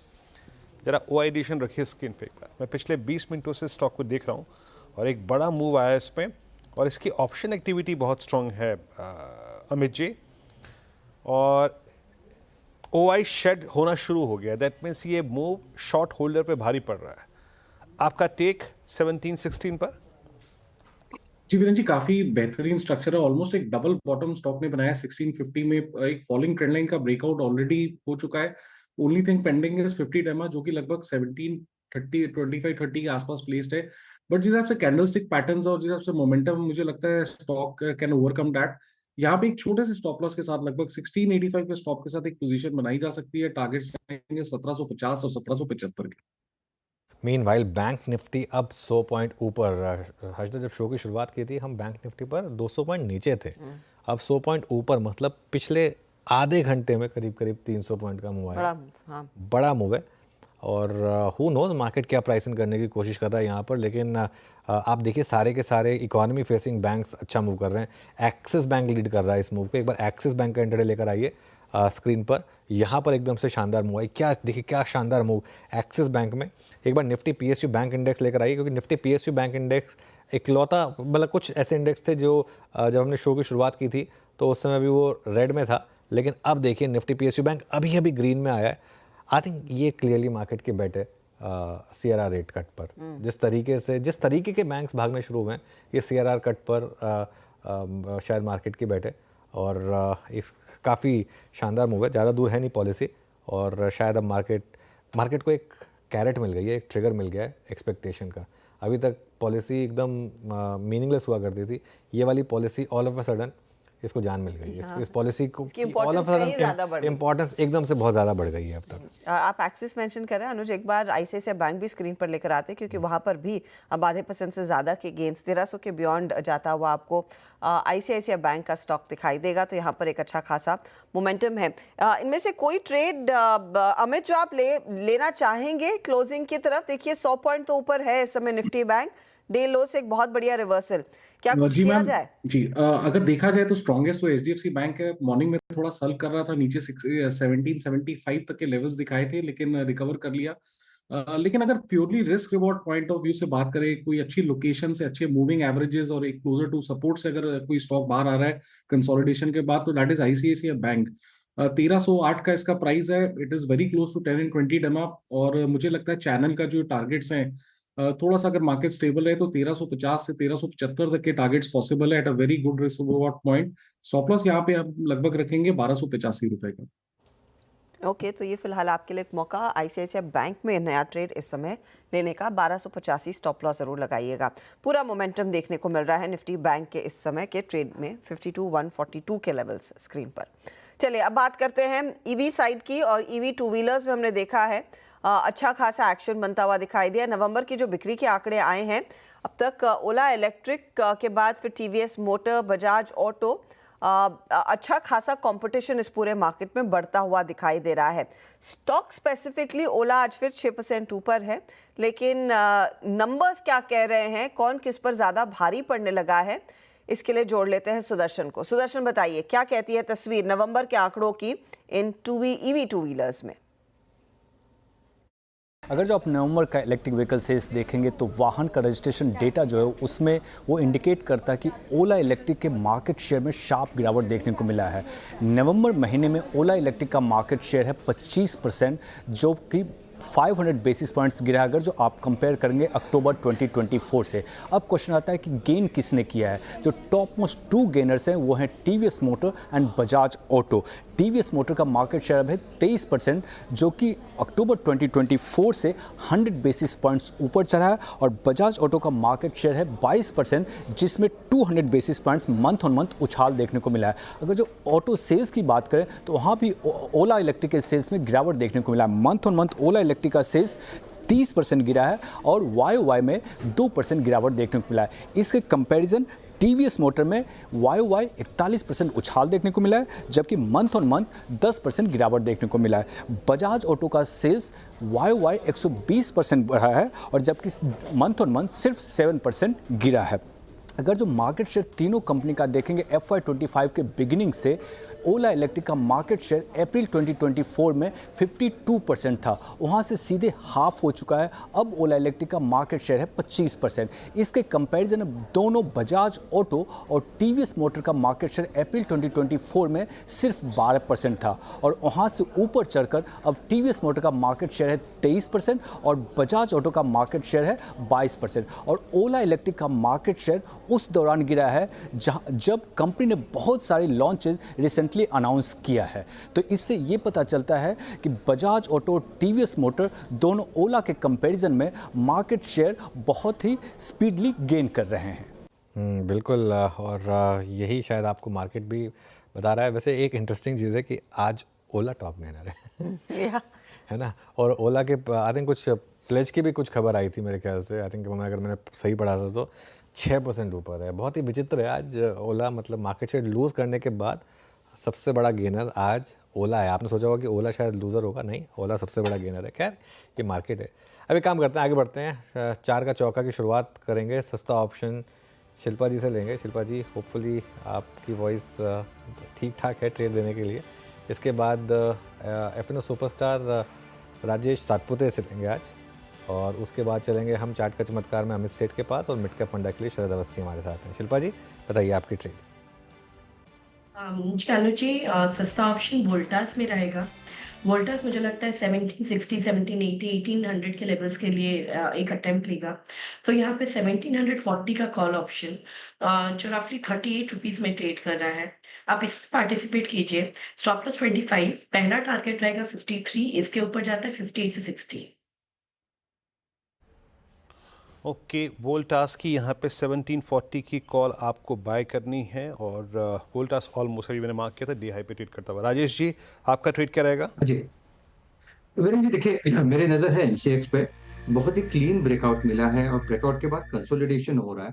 आर्ली चार्ट भी प्रॉमिसिंग है। मुझे लगता है कि 6340 का जो लेवल है, जो इस सुबह से पकड़ के बैठा है, आई थिंक ये एक सैक्रोसेंट लेवल होगा इसके लिए। तो इससे बाय अबाउट 6340, स्टॉप लॉस होगा हमारा 6310 का। और अगर मैं सही हूं तो इसका जो नेक्स्ट टारगेट होगा वो रहेगा करीबन 6500, 6550 का। तो एमसीएक्स ये मेरा पिक होगा।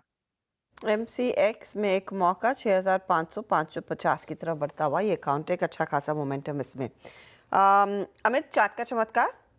जी मैम, मेरी आज की टॉप पिक रहेगी रिलायंस। रिलायंस का अगर स्ट्रक्चर देखें तो इस पूरे फॉल में फर्स्ट टाइम स्टॉक ने 10 और 20 डैमा कन्विंसिंगली आज क्रॉस किया है। लगभग 1260 के लेवल पे एक हायर लो बनाया जो कि अभी तक इस पूरे फॉल में विजिबल नहीं था, तो स्ट्रक्चर यहाँ पे थोड़ा स्टेबल हो गया है।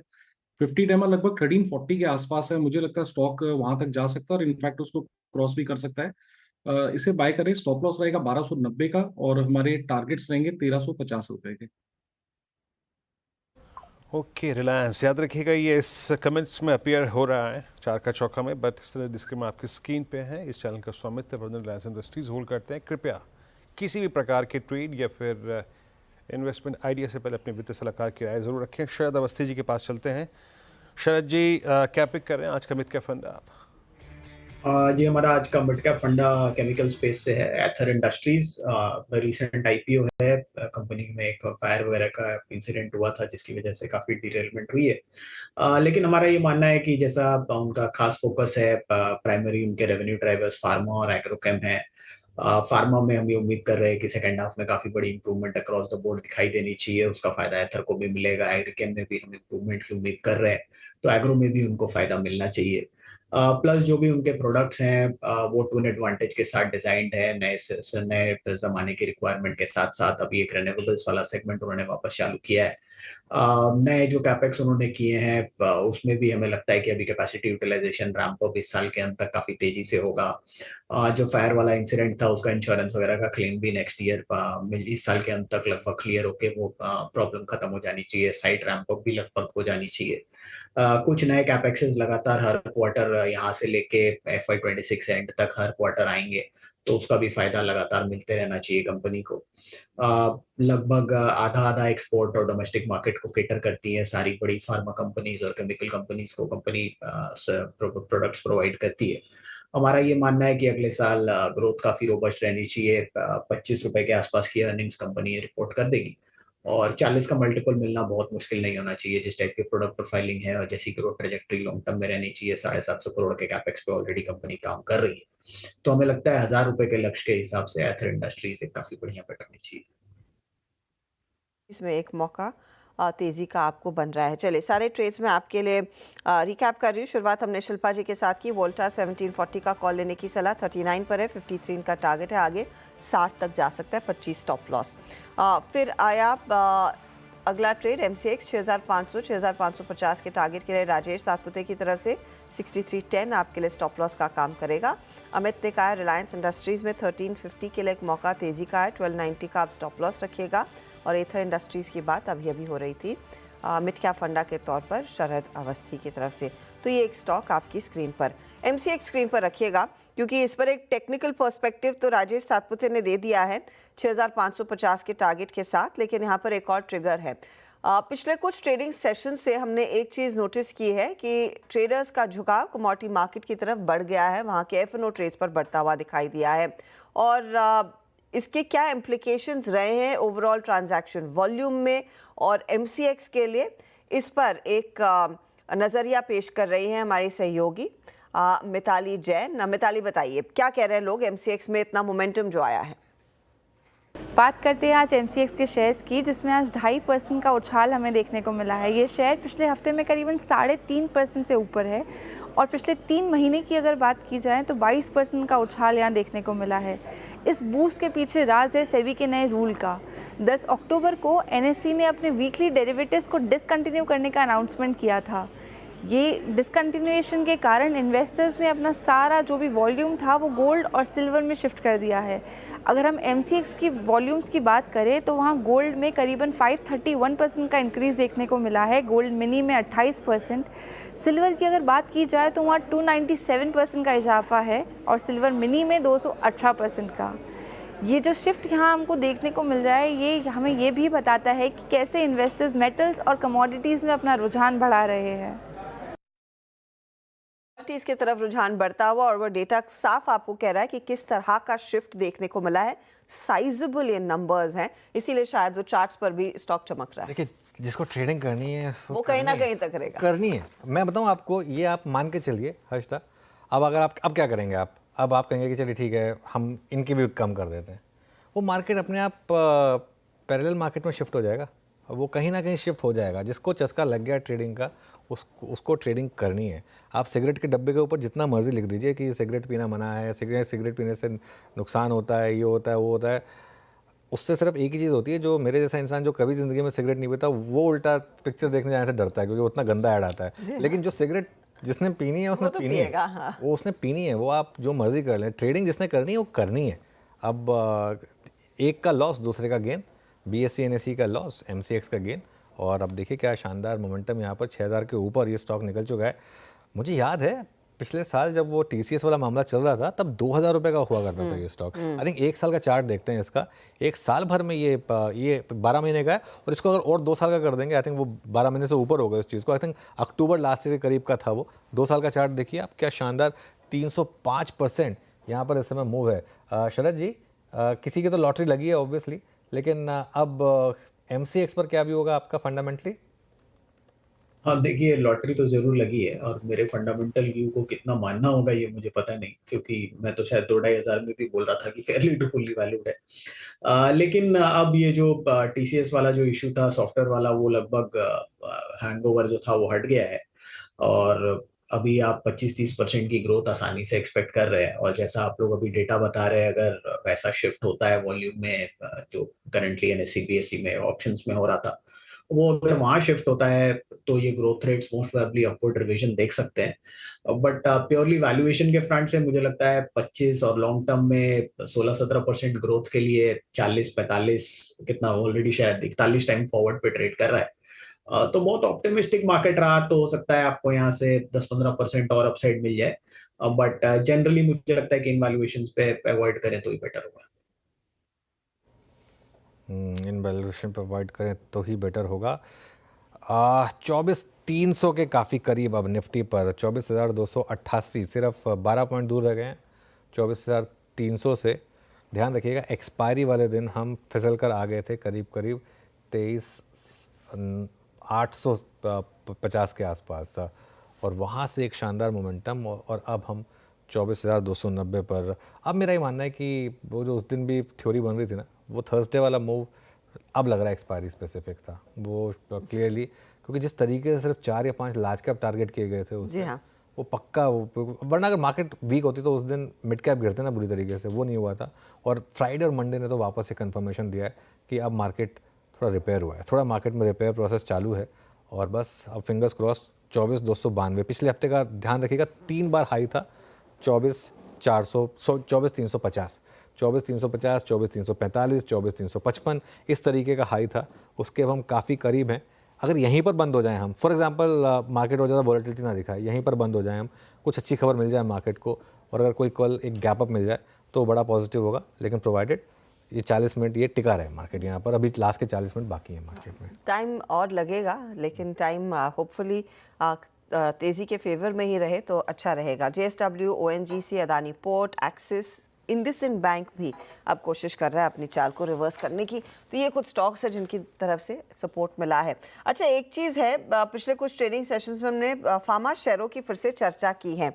आज सिप्ला में वो बड़ा ब्लॉक हुआ जहां पर प्रोमोटर्स ही कुछ हिस्सा बेचते दिखाई दिए हैं, तो वो स्टॉक नीचे, लेकिन दूसरे कई सारे पॉकेट्स हैं जहां पर स्ट्रेंथ की बात हुई है। सिंजीन, बायोकॉन जैसे काउंटर्स, पिछले हफ्ते ऑफकोर्स हम सन फार्मा की भी बात कर रहे थे, इन सब में तेज़ी के मौके भुनाए गए हैं। अब ब्रोकरेज फर्म्स भी दरअसल इस सेक्टर को लेकर बुलिश है। KR चोकसी की एक फार्मा क्षेत्र पर रिपोर्ट आई है। क्या कहती है वो रिपोर्ट, किन स्टॉक्स पर नजरें होनी चाहिए? कंचन नौटियाल को जोड़ लेते हैं। कंचन, बताइए। Good afternoon ma'am. First of all, अगर हम देखें जिस तरीके की मार्केट वॉलेटिलिटी हमें करंटली देखने को मिल रही है, उसको देखते हुए जो फार्मा सेक्टर है काफ़ी ज़्यादा सेफ हेवन दिखाई दे रहा है।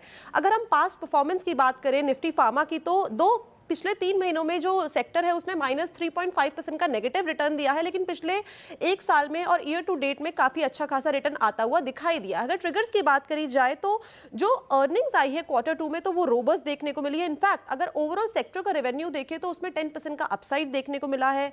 प्रॉफिट में भी करीब 24% का उछाल आया है। एट द सेम टाइम जो डिमांड है वो भी अपनी स्ट्रॉन्गर साइड में रही है, और जेनरिक और स्पेशलिटी ड्रग्स दोनों में डिमांड का जो मोमेंटम है वो अच्छा खासा देखा गया है। इनफैक्ट जो रॉ मटेरियल के प्राइसेस है वो भी स्टेबलाइज होते हुए दिखाई दिए हैं, जिससे जो डोमेस्टिक सेल्स है वहां पे भी अच्छा खासा बूस्ट रहा है, और जो ऑपरेशनल एफिशिएंसी है उसमें भी एक इंप्रूवमेंट देखा गया है। अब KR चोकसी फार्मा सेक्टर को लेके काफी ज्यादा बुलिश है। उनका जो आउटलुक है वो स्टेबल बना हुआ है। उनका कहना है कि जो US सेल्स है वहां से जो हमें एक एनहांसमेंट देखने को मिल रहा है ये कंटिन्यू रहेगा, जिससे कि हमें फार्मा सेक्टर में एक अपसाइड देखने को मिल सकता है। In fact Sun Pharmaceutical, Glenmark Pharma, Lupin, doctor Reddy जैसे कुछ काउंटर्स है जहां पे इनको आगे चल के डबल डिजिट ग्रोथ की भी उम्मीदें हैं, और इस टाइम पे जो करंट वैल्यूएशन है स्टॉक का वो भी काफी ज्यादा ल्यूक्रेटिव दिखाई दे रहा है। अगर हम सितंबर से कंपेयर करें तो पी जो है वो काफी ज्यादा करेक्ट हो गया है, जिसके बाद इनका मानना है कि फार्मा सेक्टर के जो स्टॉक्स है वहां पे अभी भी करीब करीब 2 से 28% का एक पोटेंशियल है अपसाइड जाने का। ओके, ये फार्मा पे अगर आप देखें हाउस व्यूज आपकी स्क्रीन पे, और याद रखिएगा फार्मा अलॉन्ग विद IT इस अर्निंग सीजन में सबसे स्ट्रॉन्ग रोलोवर्स भी लेके आए थे। अच्छा, आपकी राय अमित, फार्मा में एक दिवीज लैब, बायोकॉन, सिंजिन, ये 3 तो सबसे स्ट्रॉन्ग थे, बाकी ग्लेनमार्क में, सन फार्मा में रिवर्सल था। आपका पिकिंग ऑर्डर अभी भी इस सीरीज के सबसे शुरुआती भाग में क्या है? अभी भी क्या चेज करना चाहिए, स्पेशली दिवीज लैब जिसमें बहुत ही क्लियर कट ब्रेकआउट है आज? जी वीरेंद्र जी बिल्कुल सही कह रहे हैं। इनफैक्ट दिवीज लैब मैंने फ्राइडे को भी दिया था, यहाँ पे सबसे ज्यादा क्लीन ब्रेकआउट है, 52 वीक हाई पे ट्रेड कर रहा है ऑलमोस्ट। तो यहाँ पे मुझे लगता है मोमेंटम बना रहेगा, जिस हिसाब से पॉजिटिव स्ट्रक्चर है और जिस हिसाब से रिवर्सल हम 10 डेमा से देख रहे हैं, फ्राइडे के 17 से कंटिन्यूशन देख रहे हैं। तो किसी की अगर एग्जिस्टिंग पोजीशन है तो बने रहना चाहिए। स्टॉप लॉस रखेंगे 6160 का, और प्रोबेबली इस हफ्ते में यहाँ पे 6400 से 6500 तक के टारगेट्स पॉसिबल है डीवीज लैब में। ओके, डीवीज लैब्स में यहाँ पर कुछ हायर लेवल के टारगेट्स पॉसिबल है। चलिए काम करते हैं, एक छोटा सा ब्रेक लेंगे हम, और उसके बाद जब वापस लौटेंगे तो बिग मार्केट वॉइसेस में हमारे साथ मेरे एसेट कैपिटल मार्केट्स के इंस्टीट्यूशनल बिजनेस डिवीजन के डायरेक्टर मनीष जैन, जो कि इंडस्ट्री में 2 दशक का अनुभव रखते हैं, उनसे जानेंगे कि इस मार्केट में क्या करना है। Back up big market voices में हमारे साथ मेरे एसेट कैपिटल मार्केट्स के इंस्टीट्यूशनल बिजनेस के डिवीजन डायरेक्टर मनीष जैन जुड़े हैं। जो मैं बता रहा था इनके अनुभव के बारे में, उसमें capital market, mergers and acquisition, private equity, sector coverage, इन सब का अच्छा तजुर्बा रहा है। इनसे जानेंगे कि इस समय मार्केट में अब क्या करना है। Manish ji, good afternoon. सबसे पहले तो मार्केट पर अब क्या व्यू बन रहा है? क्या ये जो करेक्शन आई, जो बहुत लोग मानते हैं कि शायद एक ड्यू भी थी, काफ़ी समय से हमने करेक्शन नहीं देखी थी, क्या ये कुछ हिंट दे रही कि अब बस हो गई at least the worst of the price damage, या अभी भी रिस्क है कि मार्केट यहाँ से भी और करेक्ट होगा? अरुण जी, सबसे पहले धन्यवाद मुझे यहाँ बुलाने के लिए। तो देखिए, अगर कोविड के बाद अपन मार्केट को देखें तो 4 से 5 बार ऐसा हुआ है कि हमें या तो प्राइस करेक्शन मिला है या फिर पीई में कंप्रेशन मिला है, और इसकी रेंज अपनी ऑन एन एवरेज 15 से 16% की रही है। अब अगर आप मार्केट के लेवल की बात करें तो 26,200 से 23,900 पर जब मार्केट आया तो करीब एक 13 से 14% का करेक्शन ऑलरेडी हो चुका था। तो उस हिसाब से अगर देखें तो प्राइस में एक स्टेबिलिटी हाल फिलहाल होती हुई नज़र आ रही है। लेकिन कुछ चीज़ों को अगर आप अभी भी देखें तो क्वार्टरली अर्निंग जा चुकी हैं जो कि बहुत अच्छी नहीं थी। जीडीपी का जो प्रिंट आया है वो भी कोई बहुत अच्छा नहीं रहा है। तो 1 से 2 डेटा अभी हमें और देखने होंगे कि यहाँ पर क्या जो आंकड़े आपके आए हैं जीडीपी के वो बॉटम आउट हो रहे हैं, और वो अगर आपके बॉटम आउट हो जाते हैं तब हम ये बोल सकते हैं कि मार्केट में एक बॉटमिंग हो चुकी है। नहीं तो नवंबर और दिसंबर का डेटा अगर बहुत अच्छा नहीं आता है तो आप में एक एक्सपेक्टेशन ये बनेगी कि यहाँ से प्राइस करेक्शन फिर से हो सकता है, जो कि ओवरऑल टॉप से 15 से 16% की रेंज में होगा।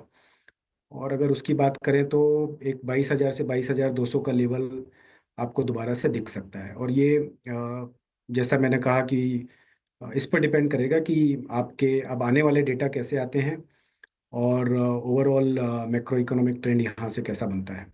तो वो बात मैं समझ गया। और इस अर्निंग सीजन में जो सबसे खराब सेक्टर रहा वो कंजम्पशन से रिलेटेड था, चाहे वो कुछ सेलेक्ट ऑटोज हों या सेलेक्ट एफएमसीजी पॉकेट्स हों। यहाँ पर क्या अब स्टॉक्स अट्रैक्टिव हुए या अभी भी थोड़ा दूर रहने की ज़रूरत है? तो अनुजी, आई थिंक कंजम्पशन और ऑटो के अलावा अगर हम नज़र डालें तो मुझे लगता है कि सीमेंट और ऑयल एंड गैस सबसे ज़्यादा मेजर अर्निंग ड्रैगर रहे थे। और अगर अपन देखें तो निफ्टी 50 में से ऑलमोस्ट 30 कंपनी जो है वो डाउनग्रेड हुई हैं। और थोड़ा बहुत जो पॉजिटिविटी दिखाई है वो बैंक, आईटी और हेल्थ केयर फार्मा ने पॉजिटिविटी दिखाई है। तो मुझे ऐसा लगता है कि एक टाइम वाइज करेक्शन का फेज़ अभी चल रहा है, और जब तक आपके नया डेटा सेट आपको नहीं मिलता है थोड़ा मुझे लगता है मार्केट से दूर रहना चाहिए, और एक बहुत एग्रेसिव पोजीशन अभी नहीं बनानी चाहिए। जब आपका एक कन्विंसिंग डेटा सेट आ जाए तब हम शायद बात करें कि अब एक बॉटम फॉर्म हो चुका है। नहीं तो ये मार्केट अभी डेटा सेट आने तक टाइम वाइज करेक्शन और उसके बाद प्राइस वाइज करेक्शन दिखा सकता है। मनीष, आई अंडरस्टैंड कि आप डेटा देखकर फिर पोजीशन लेना चाहते हैं, लेकिन अगर आपको अहेड ऑफ द कर्व रहना है तो कुछ पहले से आइडियाज आइडेंटिफाई करके रखनी चाहिए। तो उस लिहाज से आपने क्या आइडेंटिफाई किया? क्योंकि मैं आपकी लिस्ट देख रही थी, अच्छे खासे बैंक्स में आप लोगों का पहले से एक्सपोजर है। अब मेरे ख्याल में अगला बड़ा जो इवेंट आएगा या ट्रिगर आएगा वो आरबीआई की क्रेडिट पॉलिसी से ही आएगा, जो 6 तारीख को होने वाली है। हम जिन जानकारों से बात कर रहे हैं वो तो यही कह रहे हैं कि सीआरआर कटौती की ज़्यादा संभावना है और फिर रेपो कट 2 महीने बाद फरवरी में देखने को मिलेगा। क्या बैंकों में फिर आप कुछ स्टांस लेने की तैयारी में हैं, एक्सपोजर बढ़ाने की तैयारी में हैं थर्सडे फ्राइडे तक? हर्षदा जी, थोड़ा बैंक पे देखिए व्यू आप बना सकते हैं अगर आपने ये सोचा है कि सीआरआर कट आएगा। पीएसयू बैंक्स अगर आप देखें तो अर्निंग्स उनकी अच्छी रही हैं और पीएसयू बैंक्स अभी चले भी हैं। लेकिन इस फ्राइडे जो है ये काफ़ी शॉर्ट टर्म हो जाता है। मेरे हिसाब से अगर हमें सेक्टर देखना है तो ओवरऑल एक आईटी सेक्टर पर आपको पूरी तरीके से नज़र रखनी चाहिए, जो कि आपके आरबीआई की पॉलिसी हो या फिर थोड़े से इकोनॉमिक आंकड़े हों, उनसे जो वोलेटिलिटी बनेगी उसमें आपको ये बचा कर रख सकते हैं। क्योंकि एक जो यूएस की पॉलिसी बन रही है, मागा पॉलिसी बन रही है, जिसमें आपका डॉलर काफ़ी स्ट्रांग रहेगा, रुपया आपने देखा डिप्रिशिएट हो चुका है, और जो एक डी डॉलराइजेशन की बात हो रही है उससे रुपये में स्थिरता नहीं दिख रही है। तो उसमें अगर देखें तो अगर आप एक अग्रिम पोजीशन लेना चाहें तो आईटी सेक्टर पर नज़र रखिए। और जो डीओजीई एक जो डिवीज़न बना है डिजिटाइजेशन एआई पर, उसका ओवरऑल फोकस रहेगा। तो एक ये सेक्टर पर हम नज़र रख सकते हैं एक अग्रिम पोजीशन बना के रखने के लिए। ओके मनीष जी, इनफैक्ट जब हर्षदा ने बैंकों की बात करी तो मेरा अगला प्रश्न केंद्रित था आईटी पर ही। हालांकि आईटी ने आप बुलिश हैं, आपने एक्सपोजर ले रखा है, इस पर आपने टिप्पणी करी। मिड कैप आईटी पे स्पेशली आपका टेक, और साथ ही साथ फार्मा पे आपकी इस वक्त व्यू क्या है? मतलब मैं अल्टीमेटली आपका दो डिफेंसिव स्पेस पे, स्पेशली अर्निंग्स के बाद आईटी पे और फार्मा पे आपका व्यू जानना चाहता हूँ।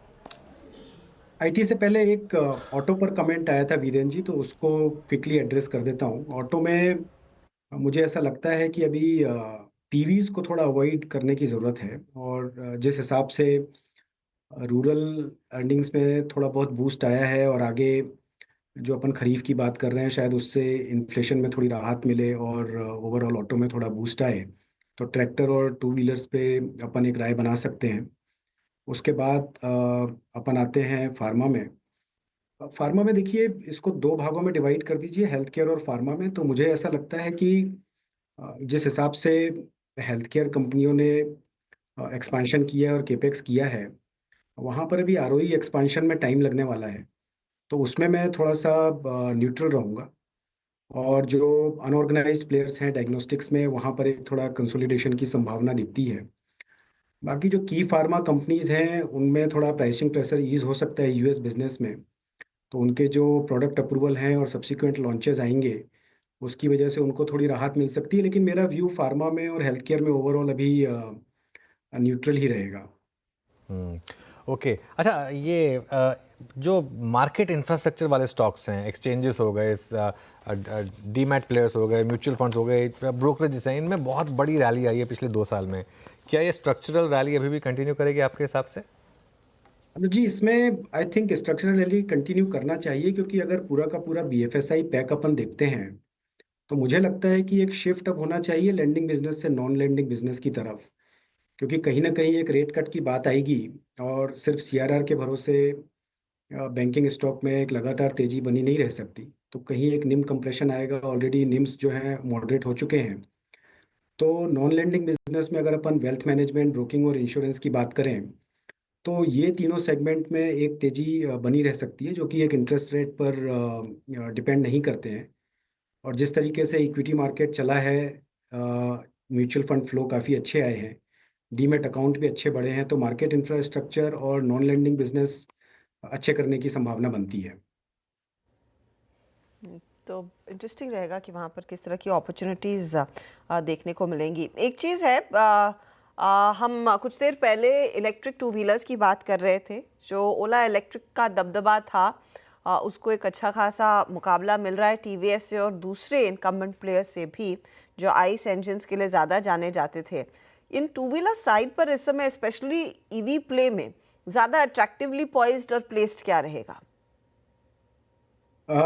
स्टॉक स्पेसिफिक डिस्कशन तो हर्षदा जी नहीं हो पाएगा, लेकिन अगर ओवरऑल अपन बात करें तो अभी जो ईवी प्ले है, ईवी का पेनिट्रेशन देखिए टू व्हीलर में अभी होना चालू हुआ है, और उसमें कुछ कंपनियां जो पुरानी हैं, जिनके सर्विस सेंटर ऑलरेडी बने हुए हैं, जिनका डिस्ट्रीब्यूशन ऑलरेडी बना हुआ है, और जब उन्होंने बिजनेस लॉन्च किया है तो वो ऑलरेडी ब्रेक इवन की अवस्था में है।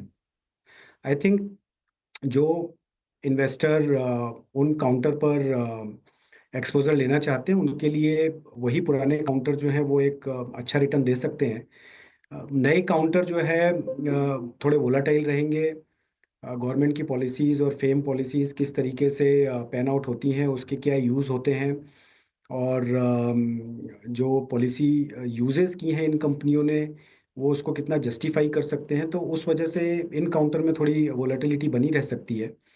तो पुराने काउंटर जो है जिन्होंने ईवीज लॉन्च किए हैं एक निवेशक अगर उन पर ध्यान रखे तो वहाँ पर एक स्टेबल रिटर्न उनको मिल सकता है। और ओवरऑल ईवी का पेनिट्रेशन आई थिंक अभी एक कन्विंसिंग अवस्था में नहीं आया है, और उनका जो एक इंफ्रास्ट्रक्चर है, ओवरऑल चार्जिंग की बात करें या डिस्ट्रीब्यूटरशिप की बात करें या फिर सर्विसिंग की बात करें, यहाँ पर थोड़ा शायद समय लग सकता है इनको कन्विंस करने में।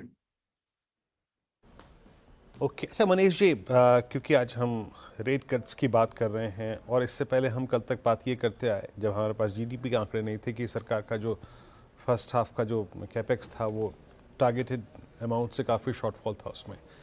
ना अब यहाँ से कंसिडरिंग वो अपने सेकेंड हाफ के टारगेट को मेट कर पाते हैं या नहीं कर पाते हैं, आपका कैपिटल गुड्स पे टेक क्या है इस वक्त? देखिए वीरेंद्र जी, रेट कट की अगर अपन बात करें तो अभी जो फ्राइडे की मीटिंग है उसमें शायद रेट कट की बात ना हो। अब सीधे फिर आप जाते हैं फरवरी की तरफ, जहां पर 2-3 इवेंट आ रहे हैं। एक आपकी बजट की एक्सपेक्टेशन बिल्डअप होनी चालू हो जाएगी, तब तक आपके 2 महीने के डेटा और आ चुके होंगे। और चूंकि जो इन्फ्लेशन है वो अभी भी आपके बेंचमार्क पर नहीं आया है, तो जब तक आप कन्विंस नहीं हो जाते हैं तो अब फरवरी में भी रेट कट, मैं ये नहीं बोलूँगा कि रेट कट हो जाएगा, वहाँ पर भी एक 50-50% की संभावना बनी रहेगी। उसके बाद वाली जो आरबीआई की एमपीसी मीटिंग्स होती हैं, तब तक अगर डेटा आपका फेवरेबल आ जाता है तब एक रेट कट की संभावना बनती है, अदरवाइज रेट कट की संभावना इतनी जल्दी नहीं बनेंगी अभी।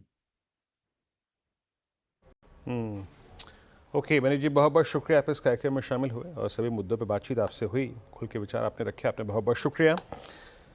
अनुज, अब आते हैं आज की रणनीति पर। इंडेक्स पर कल क्या करके जाएं इतने स्ट्रॉन्ग आज के मूव के बाद? अनुज, आज का इंट्राडे हाई वही रहा जो पिछले एक हफ्ते का हाई है। टेक्निकली मतलब it's 100-day exponential moving average. View क्या है अनुज? वीरू, देखिए मेरे ख्याल से लॉन्ग्स कैरी करिए अब इस मार्केट में। आई थिंक आज सुबह से आप को एक लॉन्ग ट्रिगर हुआ सुबह हमारी बात भी हुई थी इस पर। सुबह मार्केट ने लॉन्ग ट्रिगर करके दिया। अब आप अगर लॉन्ग में हैं तो कैरी करें। मैक्सिमम क्या होगा, आपके अगेंस्ट अगर एक गैप डाउन आया तो आपको थोड़ा लॉस लेना पड़ेगा, लेकिन आज इतनी ख़राब खबर पर अगर मार्केट चला है तो मतलब मार्केट में अब वापस स्ट्रेंथ लौट रही है। जब भी मैं हमेशा बोलता हूँ, जब भी ख़राब खबर पर अगर मार्केट चले तो इसका मतलब मार्केट में स्ट्रेंथ है।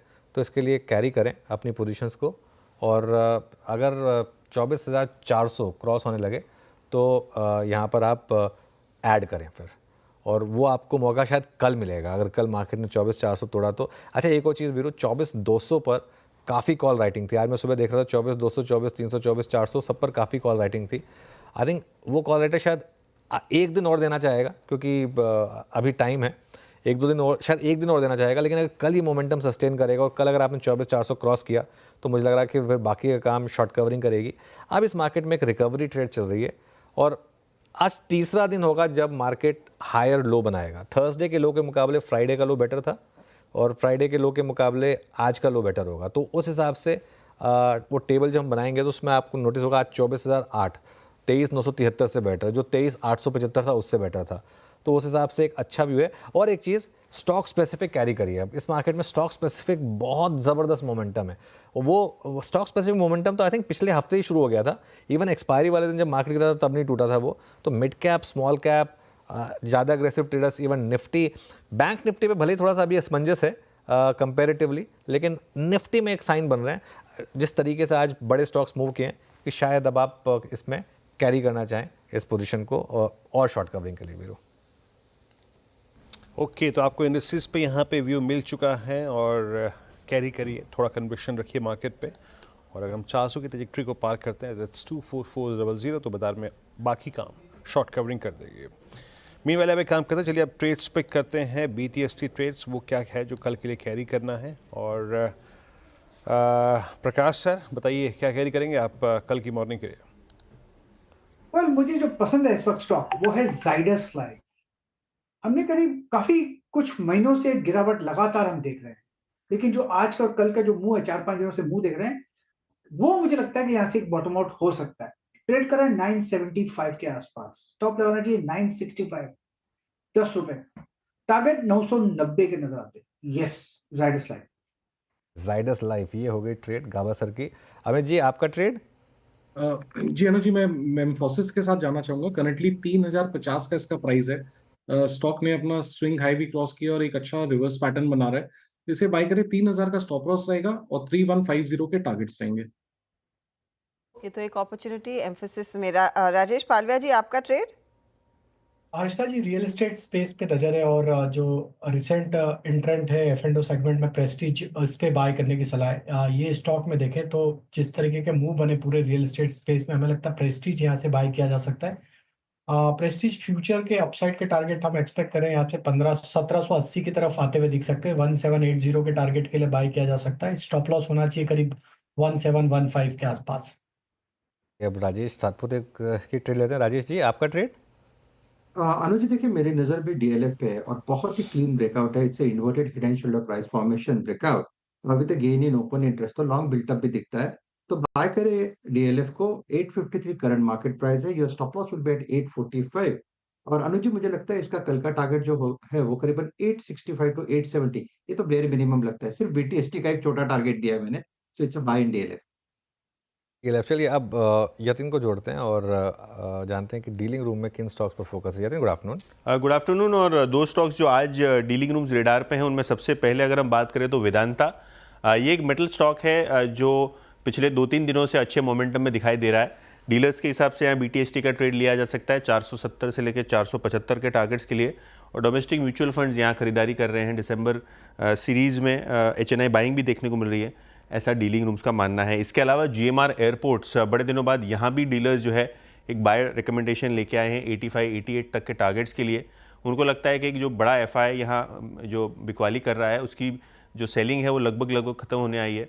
तो बाउंस के लिए एक GMR एयरपोर्ट्स पे भी डीलर्स जो है लॉन्ग कॉल लेके चल रहे हैं। GMR एयरपोर्ट, यहाँ पर भी लॉन्ग पोजीशन की तैयारी हो रही है और GMR काफ़ी स्टॉक्स इनफैक्ट बहुत ज़्यादा करेक्ट हुए थे। इन सब स्टॉक्स में रिकवरी है। बहुत बहुत शुक्रिया। तो ये आज कुछ stocks to watch. Market day high के काफ़ी करीब बंद होने की तैयारी कर रहा है और मिड कैप का मोमेंटम देखिए आप आखिरी कुछ मिनटों में। कुछ एक बार नवीन फ्लोरिन, इनफैक्ट काफ़ी केमिकल स्टॉक्स में अच्छे मूव आ रहे हैं। नवीन फ्लोरिन का चार्ट देखते हैं इंट्राडे में। नवीन फ्लोरिन आएगा। गाबा सर, नवीन फ्लोरिन आपने ट्रैक किया अच्छे से, कोई व्यू स्टॉक पर? इनफैक्ट आज केमिकल स्टॉक्स में यस काफी हद तक हरकत नजर आती है। नवीन फ्लोरिन करीब 3 हफ्ते से एक अप मूव मिला है। 3584 पर ट्रेड कर रहा है। 3550 का स्टॉप लगा चलें, मेरे ख्याल से 3660 ये एक जोन है, वहां तक जाना चाहिए। इसमें स्ट्रेंथ है। On a higher time frame yes एक ब्रेकआउट मिला है। ओके, नवीन फ्लोरिन में ब्रेकआउट मिला है। मीनवाइल वो जो न्यू F&O एंट्रेंट्स हैं उनमें आज काफ़ी इंटरेस्टिंग क्यूरियस चीज़ें देखने को मिल रही हैं। 3-4 स्टॉक्स हैं जहां बहुत तेज़ गेंस हैं, जैसे कि प्रेस्टीज एस्टेट्स। प्रेस्टीज 5% ऊपर है। मैक्रोटेक 4% ऊपर है। सुप्रीम इंडस्ट्रीज़ 4.25% ऊपर है। ये सारे के सारे न्यू F&O एंट्रेंट्स हैं, ध्यान रखिएगा। इसके अलावा और न्यू एंट्रेंट्स में क्या अच्छा कर रहा है? कैम्स अच्छा कर रहा है। कैम्स करीब 2.5% ऊपर है। लेकिन कुछ न्यू एंट्रेंट्स हैं जहाँ पिटाई भी हो रही है। उनमें अदानी टोटल गैस नंबर 1 पर है, 4% नीचे इस समय। BSE 2.5% नीचे है। आई थिंक MCX का गेन, BSE का लॉस शायद। KPIT 2.5% नीचे है और पूना वाला फिन ये करीब 2.5% नीचे। ऑयल इंडिया, डिलीवरी, IRFC, ये कुछ और नाम है जहां पर आपको आज थोड़ी सी करेक्शन देखने को मिल रही है। इसके अलावा और कहां पर आपको आज मूव आते हुए दिखाई दे रहे हैं? निफ्टी अब जब 24,275 पर है। Godrej properties clearly, CG power में अच्छा मूव। और वोल्टास हमने 4 का चौका में भी डिस्कस किया था, यहाँ पर अच्छे मूव्स आपको देखने को मिले। वीरो, कुछ और स्पॉट किया क्या आपने? जी अनुज, बहुत सारे स्टॉक्स जो अच्छा कर रहे हैं। एक बार ब्रेथ देख लेते हैं अनुज, उसके बाद थोड़ा सा आएंगे इंडिविजुअल स्टॉक्स की स्पॉटिंग करेंगे। मीनवाइल जो वोल्टास अनुज कर रहे थे डे हाई पर आके क्लोज हो रहा है की तरफ बढ़ता हुआ। टाटा कैम को रख दीजिएगा एक बार, करीब 1131 पे ये स्टॉक डे हाई पे क्लोज हो रहा है। और टाटा कैम ने इंट्राडे में भी तेज़ी दिखाई और साथ ही साथ जहाँ तक डेली चार्ज का सवाल है, जरा प्लीज़ डेली चार्ज से कहिएगा, बहुत शानदार जगह जाके क्लोज होता हुआ ये। इसमें मतलब पिछले कुछ समय से मैं शॉर्ट कवरिंग देख रहा हूँ और आज वो शॉर्ट कवरिंग चरम पे थी। 18 रुपये ऊपर ये स्टॉक फिर लेके आइए आप। मार्केट ब्रेथ आपकी स्क्रीन पे कैसी रही? और इस क्रम में सबसे ऊपर जो पहले लॉन्ग की स्लाइड आएगी, पहले लॉन्ग जहाँ पे ऐड हुए, उसके बाद शॉर्ट कवरिंग, उसके बाद शॉर्टिंग और उसके बाद लॉन्ग अनवाइंडिंग। सबसे स्ट्रॉन्ग आंकड़ा था आज लॉन्ग्स का, शॉर्ट कवरिंग करीब 57 में, शॉर्ट 52 में और लॉन्ग अनवाइंडिंग यहाँ पे करीब 19 स्टॉक्स में रही। आइए देखते पहले लॉन्ग्स कहाँ थे। सबसे ऊपर मेरे ख्याल से डिक्सन रहेगा, क्योंकि सबसे स्ट्रॉन्ग एडिशन जहाँ पे देखा गया वो था डिक्सन। हालांकि इनिशियली काफ़ी शॉर्ट कवरिंग भी थी इस स्टॉक में। लॉन्ग बिल्डअप में डिक्सन, जेके सीमेंट, आईजीएल, जीएनएफसी और रामको सीमेंट्स। रामको सीमेंट्स वाकई बहुत स्ट्रॉन्ग स्ट्रक्चर। शॉर्ट कवरिंग में था नाम आपका अंबुजा सीमेंट्स का, टोरेंट फार्मा, वोल्टास और ओबेर रियल्टी, एमएनएम। अगली स्लाइड आएगी जिसमें थोड़ा प्रेशर था, लॉन्ग अनवाइंडिंग थी और जिसमें थोड़ा सा शॉर्टिंग हुई। इस क्रम में शॉर्ट बिल्डअप में कोलगेट, एचडीएफसी लाइफ आज ही प्रेशर में रहा। बाकी गोदरेज कंज्यूमर, आईसीसी लोम्बार्ड, चोला आज ही बैकफुट पे थे। बाकी लॉन्ग अनवाइंडिंग प्रॉफिट्स कैश में कन्वर्ट हुए मैक्स फाइनेंशियल सर्विसेज में, फेडरल बैंक में, बीएचएल, मनप्पुरम फाइनेंस और मेट्रोपोलिस। अनुज। बिल्कुल वीरू, चलिए अब बात करते हैं हमारी जो सोशल मीडिया पर जो पेशकश है मार्केट का पंचनामा उसकी। और 3:30 बजे श्रेया और मैं आपको मिलेंगे हमारे सोशल मीडिया प्लेटफॉर्म्स पर मार्केट का पंचनामा लेकर। आज थोड़ा सा मूड अच्छा होगा, तो आज होपफुली सवाल भी उसी हिसाब से होंगे, क्योंकि थर्सडे को लोग काफ़ी डिस्पॉन्डेंट थे। आज थोड़ा मूड अच्छा होगा। श्रेया, गुड आफ्टरनून, बताइए क्या पिक किया आज क्वेश्चंस में? Good afternoon sir. लगातार मैं चर्चा सुन रही थी आपकी और वीरू जी की, जिस तरीके से आप बात कर रहे थे। नेगेटिव क्यूज़ के बाद भी निफ्टी ने निचले स्तरों से अच्छी खासी रिकवरी दिखाई है, लगभग 250 अंकों से ज़्यादा की। और ऐसे कुछ स्टॉक्स पे भी सवाल आ रहे हैं जो अपने लोस से काफ़ी रिकवर हो चुके हैं। एक स्टॉक राहुल जी पूछ रहे कोचिन शिपयार्ड पे सर, ये अपने लो से 32% अप है। और कोचिन शिपयार्ड की बात की जाए तो 6 ट्रेडिंग सेशन से ये लगातार अप है। क्या करना चाहिए, इसमें बने रहना चाहिए? देखिए, इसके साथ बस एक तकलीफ है, ये 5% के सर्किट वाला स्टॉक है। बट अदरवाइज श्रेया, ये अगेन उस स्पेस में आता है जो महाराष्ट्र के इलेक्शन के वर्डिक्ट के बाद जिनमें एक सेकंड जान आई, डिफेंस। और उसमें मेरे ख्याल से ये है, मजगांव डॉक है, ये सारे के सारे स्टॉक्स है, गार्डन रीच है, इनमें सब में आपको अच्छे मूव्स देखने को मिल रहे हैं। लेकिन ये क्योंकि इसका 5% का सर्किट है थोड़ा सा, तो इस वजह से थोड़ा सा एक इशू है। प्लस इस ये पार्लियामेंट में एक बिल भी लाया गया है, वो कोस्टल शिपिंग वाला। आई थिंक उसका भी थोड़ा सा इम्पैक्ट इन सब स्टॉक्स पर है। लेकिन ये है कि ये हाई रिस्क टेकर्स के लिए, क्योंकि ये इन स्टॉक्स में होगा क्या, इन स्टॉक्स में ये सर्किट टू सर्किट चलते हैं। अभी अपर सर्किट लग रहे हैं तो आपको अच्छा लग रहा है, जब ये गिरते थे तो डाउन सर्किट के साथ गिरते थे। तो ये थोड़ा सा एक यहाँ पर मूव रहेगा यहाँ पर। ठीक है, एक और सवाल सर। वैसे हम डिस्कस कर रहे थे सीमेंट्स कंपनियों के ऊपर भी, और एक रिपोर्ट भी मैंने पेश की। सीमेंट सेक्टर में आज तेज़ी है, अल्ट्राटेक सीमेंट, जेके सीमेंट्स, पूरे स्पेस को कैसे देख रहे हैं आप? इस पर भी सवाल काफ़ी है। देखिए श्रेया, आई थिंक जो रिपोर्ट आपने पेश की थी उसके अलावा भी अगर आप देखें तो क्लियरली मार्केट का भी मानना है कि सेकेंड हाफ में गवर्नमेंट केपेक्स बहुत तेज़ी से पिकअप करेगा, क्योंकि ये वाले जो इकोनॉमी के आंकड़े हैं ना, इन आंकड़ों पर बहुत दिक्कत आ जाएगी। तो एक पॉलिसी पैरालिसिस का जो रिस्क बन रहा था उससे बाहर आना होगा। काफ़ी स्पेंडिंग करनी होगी गवर्नमेंट को, केपेक्स करना होगा। और अगर केपेक्स करना है तो उसमें सबसे बड़ी जो बेनिफिशियरी ये स्पेस है वो सीमेंट है। तो इस वजह से आज देखिए अक्रॉस द बोर्ड बाइंग है सीमेंट में। ऐसा नहीं है कि कोई एक आध स्टॉक किसी कारण से चल गया, तो इस वजह से तो मेरा व्यू काफ़ी कंस्ट्रक्टिव है सीमेंट पर। मॉनसून वो सब भी अब आउट द वे है, कंस्ट्रक्शन पीरियड इस समय पे काफ़ी पिकअप भी करता है, तो इस वजह से ये आई थिंक स्पेस अच्छी रहेगी। तो चलिए फिर श्रेया और मैं जुड़ेंगे एक बार मार्केट बंद हो जाए उसके बाद दोबारा, और हमारे सारे सोशल मीडिया प्लेटफॉर्म्स पर, और आपके और सारे सवालों के जवाब देने की कोशिश करेंगे। कुछ और स्टॉक्स देख लेते हैं जहाँ पर इस समय मार्केट मोमेंटम आ रहा है। एक बार आप गैस स्टॉक्स लेकर आइए। आईजीएल में इस समय एक अच्छा मोमेंटम बन रहा है। आईजीएल डे हाई पर। राजेश पालवे जी, आईजीएल पर कोई व्यू? तो एक बॉटम फॉर्मेशन के बाद स्टॉक में एक अच्छा ब्रेकआउट, पिछले 5-6 दिन के कंसोलिडेशन रेंज का ब्रेकआउट यहाँ पे होते हुए दिख रहा है। और जिस तरीके से आईजीएल अब डे हाई की तरफ बंद होते हुए दिख रहा है, हमें लगता है यहाँ पे एक ओवरसोल्ड ट्रेजेक्टरी से स्टॉक में एक अच्छा रिकवरी बना है। 355 तक के अपसाइड के टारगेट के लिए पोजीशन कैरी की जा सकती है। यहाँ पे स्टॉप लॉस जो रखना होगा करीब होगा 341 के आसपास। Okay, IGL pull back trade reversal. अच्छा, पॉलिसी बाजार लेके आइए आप एक बार। 1946 मैं एकदम से सडनली इसको इसलिए मार्क कर रहा हूँ क्योंकि अब ये उस प्राइस से, यानी 1967 जो कि इसका 20 सितंबर का हाई था, ये उसको क्रॉस करने की तैयारी करता हुआ। सिर्फ एक टेक्निकल पर्सपेक्टिव राजेश पालवे जी, ये मतलब एक टेक्स्ट बुक राउंडिंग बॉटम है और अगर मैं इसको थोड़ा बड़े टाइम फ्रेम में देखूं यानी नवंबर 2021 से, तो it's typical cup and handle, मतलब दोनों ही पर्सपेक्टिव से बहुत ही शानदार पैटर्न। ये इस 1963 के ऊपर प्रोजेक्शन क्या है इसका? तो आई थिंक वीरू जी, अगर हम इसके टारगेट से जाएं तो ये स्टॉक पोजिशनली टारगेट तो यहाँ से 2300-2400 का तरफ बनते हुए दिख रहा है। बट हमें लगता है जिस इंटेंसिटी से बाइंग एक्शन देखने को मिली एफ&ओ में इंटर होने के बाद, अब पिछले 2-3 ट्रेडिंग सेशन में देखे हम, तो हमें लगता है यहाँ पे ये बाइंग एक्शन करीब 2020-2030 की तरफ स्टॉक को लेके जा सकती है। तो यहाँ पे ट्रेड लॉन्ग साइड का लिया जा सकता है। डाउन साइड में स्टॉप लॉस रखेंगे करीब 1945 के आसपास। ओके, यहाँ पे पीवी इन्फोटेक अपने करियर के हाईएस्ट लेवल पे क्लोज होने की तैयारी करता हुआ, उसके बाद जरा एक बार अभी, क्योंकि कुछ देर से रिवर्सल ट्रेड्स की बात हो रही है, एक बार रखिएगा आपकी स्क्रीन पे मैरिको ने आज भी अपने उस पुल बैक को कंटिन्यू रखा। और मैरिको के लिए अच्छी बात जानते हैं क्या है? मैरिको ने एक लो लगाया था करीब 577 का 14 नवंबर को, यानी पिछली सीरीज़ के मिड में, तब से रिकवरी जारी है। और ये आप समझ लीजिएगा कि 1 2 3 4 पाँचवा, in fact it's a 5th consecutive close above all moving averages. Short covering continue है। आपके स्क्रीन पे 6 लाख शेड हुए। मतलब जो बंदा इस सीरीज़ में अपने शॉर्ट्स को लेके आया था वो कंफर्टेबल नहीं था, उसने इस शॉर्ट को कवर किया और ये धीरे धीरे पैटर्न जो है ना वो एक टिपिकल फ्लैग में कन्वर्ट होती हुई। इनफैक्ट राजेश सतपुते जी, आपका टेक, इट्स 647।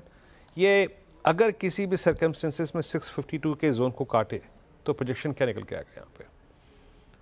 वीरेंद्र जी, देखिए मुझे लगता है कि जिस तरह से ये एक रैली के बाद कंसोलिडेट हो रहा है अपने क्लस्टर ऑफ सपोर्ट के ऊपर, और ये जो क्लस्टर है करीबन 640-650 का है, तो देखिए मुझे लगता है इस क्लस्टर को जिस तरह से इसने रिस्पेक्ट किया, इसके बाद इसका जो नेक्स्ट टारगेट होगा वो रहेगा करीबन 680 का positionally. That is what the chart are suggesting. तो पोजिशनली आई थिंक अगर डीप मिले तो ज्यादा अच्छा है, लेकिन ये बाय साइड का ट्रेड होगा। वीरेंद्र जी, इसका जो स्टॉप लॉस मेंटेन करना पड़ेगा वो 640 के नीचे रखे, तो प्रोबेबली 635 का स्टॉप लॉस होगा। बाय एंड डिप स्ट्रेटेजी रहेगी, 680 का टारगेट रहेगा। ओके, चलिए अब एक बार जरा आप बैन अपडेट लेकर आइए, क्योंकि इसमें भी एक कहानी छुपी है। आरबीएल बैंक बैन में जा सकता है। जी हाँ, सीरीज़ के दूसरे दिन ही 108% पोजीशंस क्रॉस हुई यहाँ पर। और अब आप इसका लेकर आइए इंट्राडे चार्ट। आज सुबह मैं इसको डिस्कस करना चाहता था, लेकिन मैंने किया नहीं, क्योंकि वो जो न्यूज़ थी वो टेक्निकली नेगेटिव थी। लेकिन उसके बाद जिस तरीके से आज ये स्टॉक रिकवर हुआ है, एक बहुत शानदार है। इसका मतलब वो जो को ब्रांडेड कार्ड वाली जो न्यूज़ है उसको शायद मार्केट शायद इतना नेगेटिवली नहीं ले रहा, बल्कि ऑन मार्जिन पॉजिटिवली ले रहा है। लेकिन अब ये बैन में जाने वाला है। इस पर कोई ट्रेड बनती है क्या अमित जी, अगर किसी को हिम्मत करनी है और बैन में जाने से पहले अगर लेना है तो? जी अनुज जी, नीचे के लेवल से रिकवरी जरूर दिखाई है, लेकिन ओवरऑल अगर देखें तो स्ट्रक्चर नेगेटिव ही है। तो मेरे हिसाब से अगर अवॉइड ही करें तो बेटर है।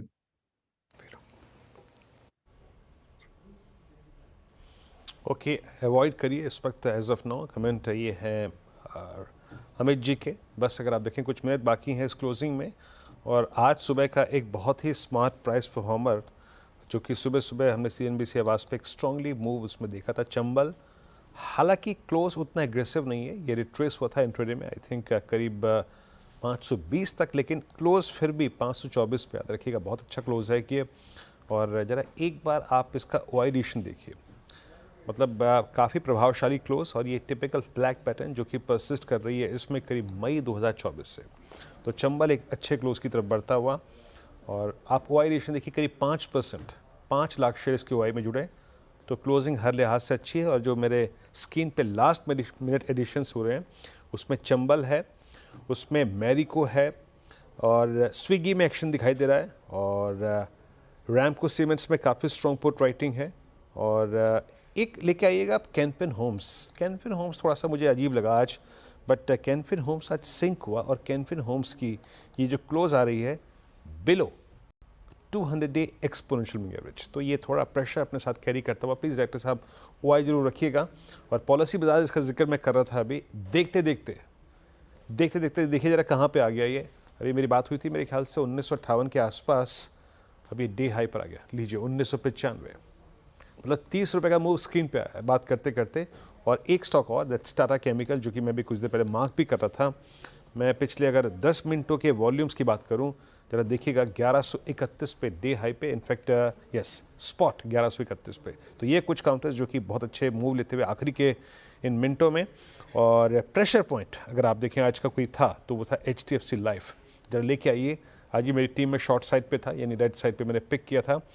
और आज इसका जो क्लोज है 26 जुलाई 2024 के बाद सबसे लोवेस्ट पे जोन पे आया है और below 200 day exponential moving average, और शायद gradually this stock is heading towards 100 week exponential moving average.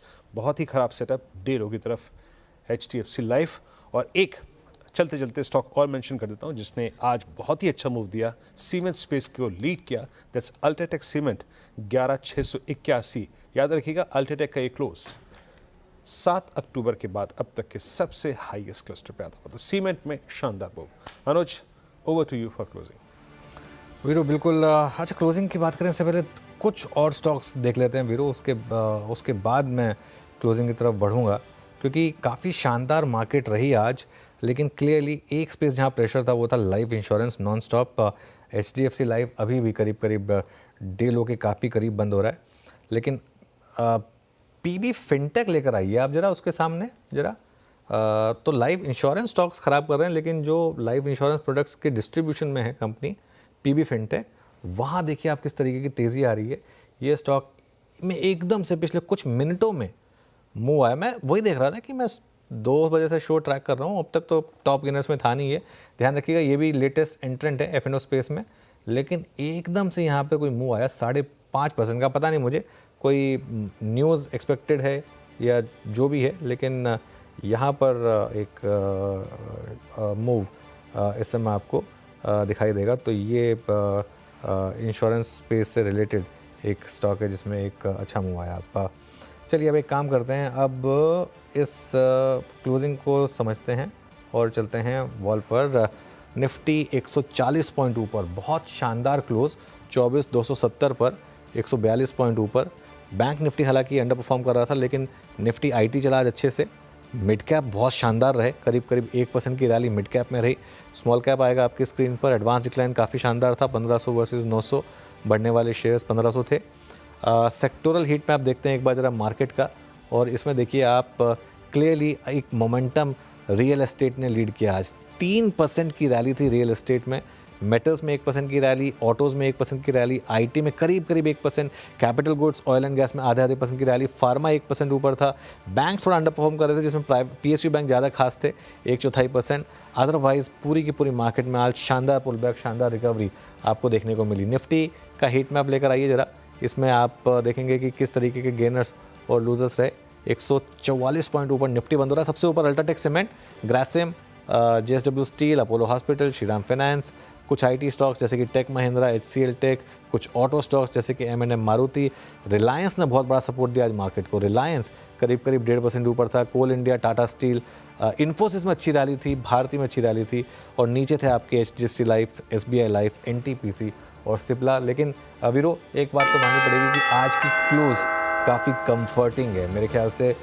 Day high पर प्रैक्टिकली हम डे हाई पर आज बंद हुए हैं, तो वीरो इस हिसाब से ये क्लोज को एक आपको अच्छी वरीयता देनी होगी। जी, जिसे कहते हैं ना, बुरी खबर पर हम डे हाई पे क्लोज हुए, कुछ रंगत लौट के तो आई है, रंगत यकीनन लौट के आई है।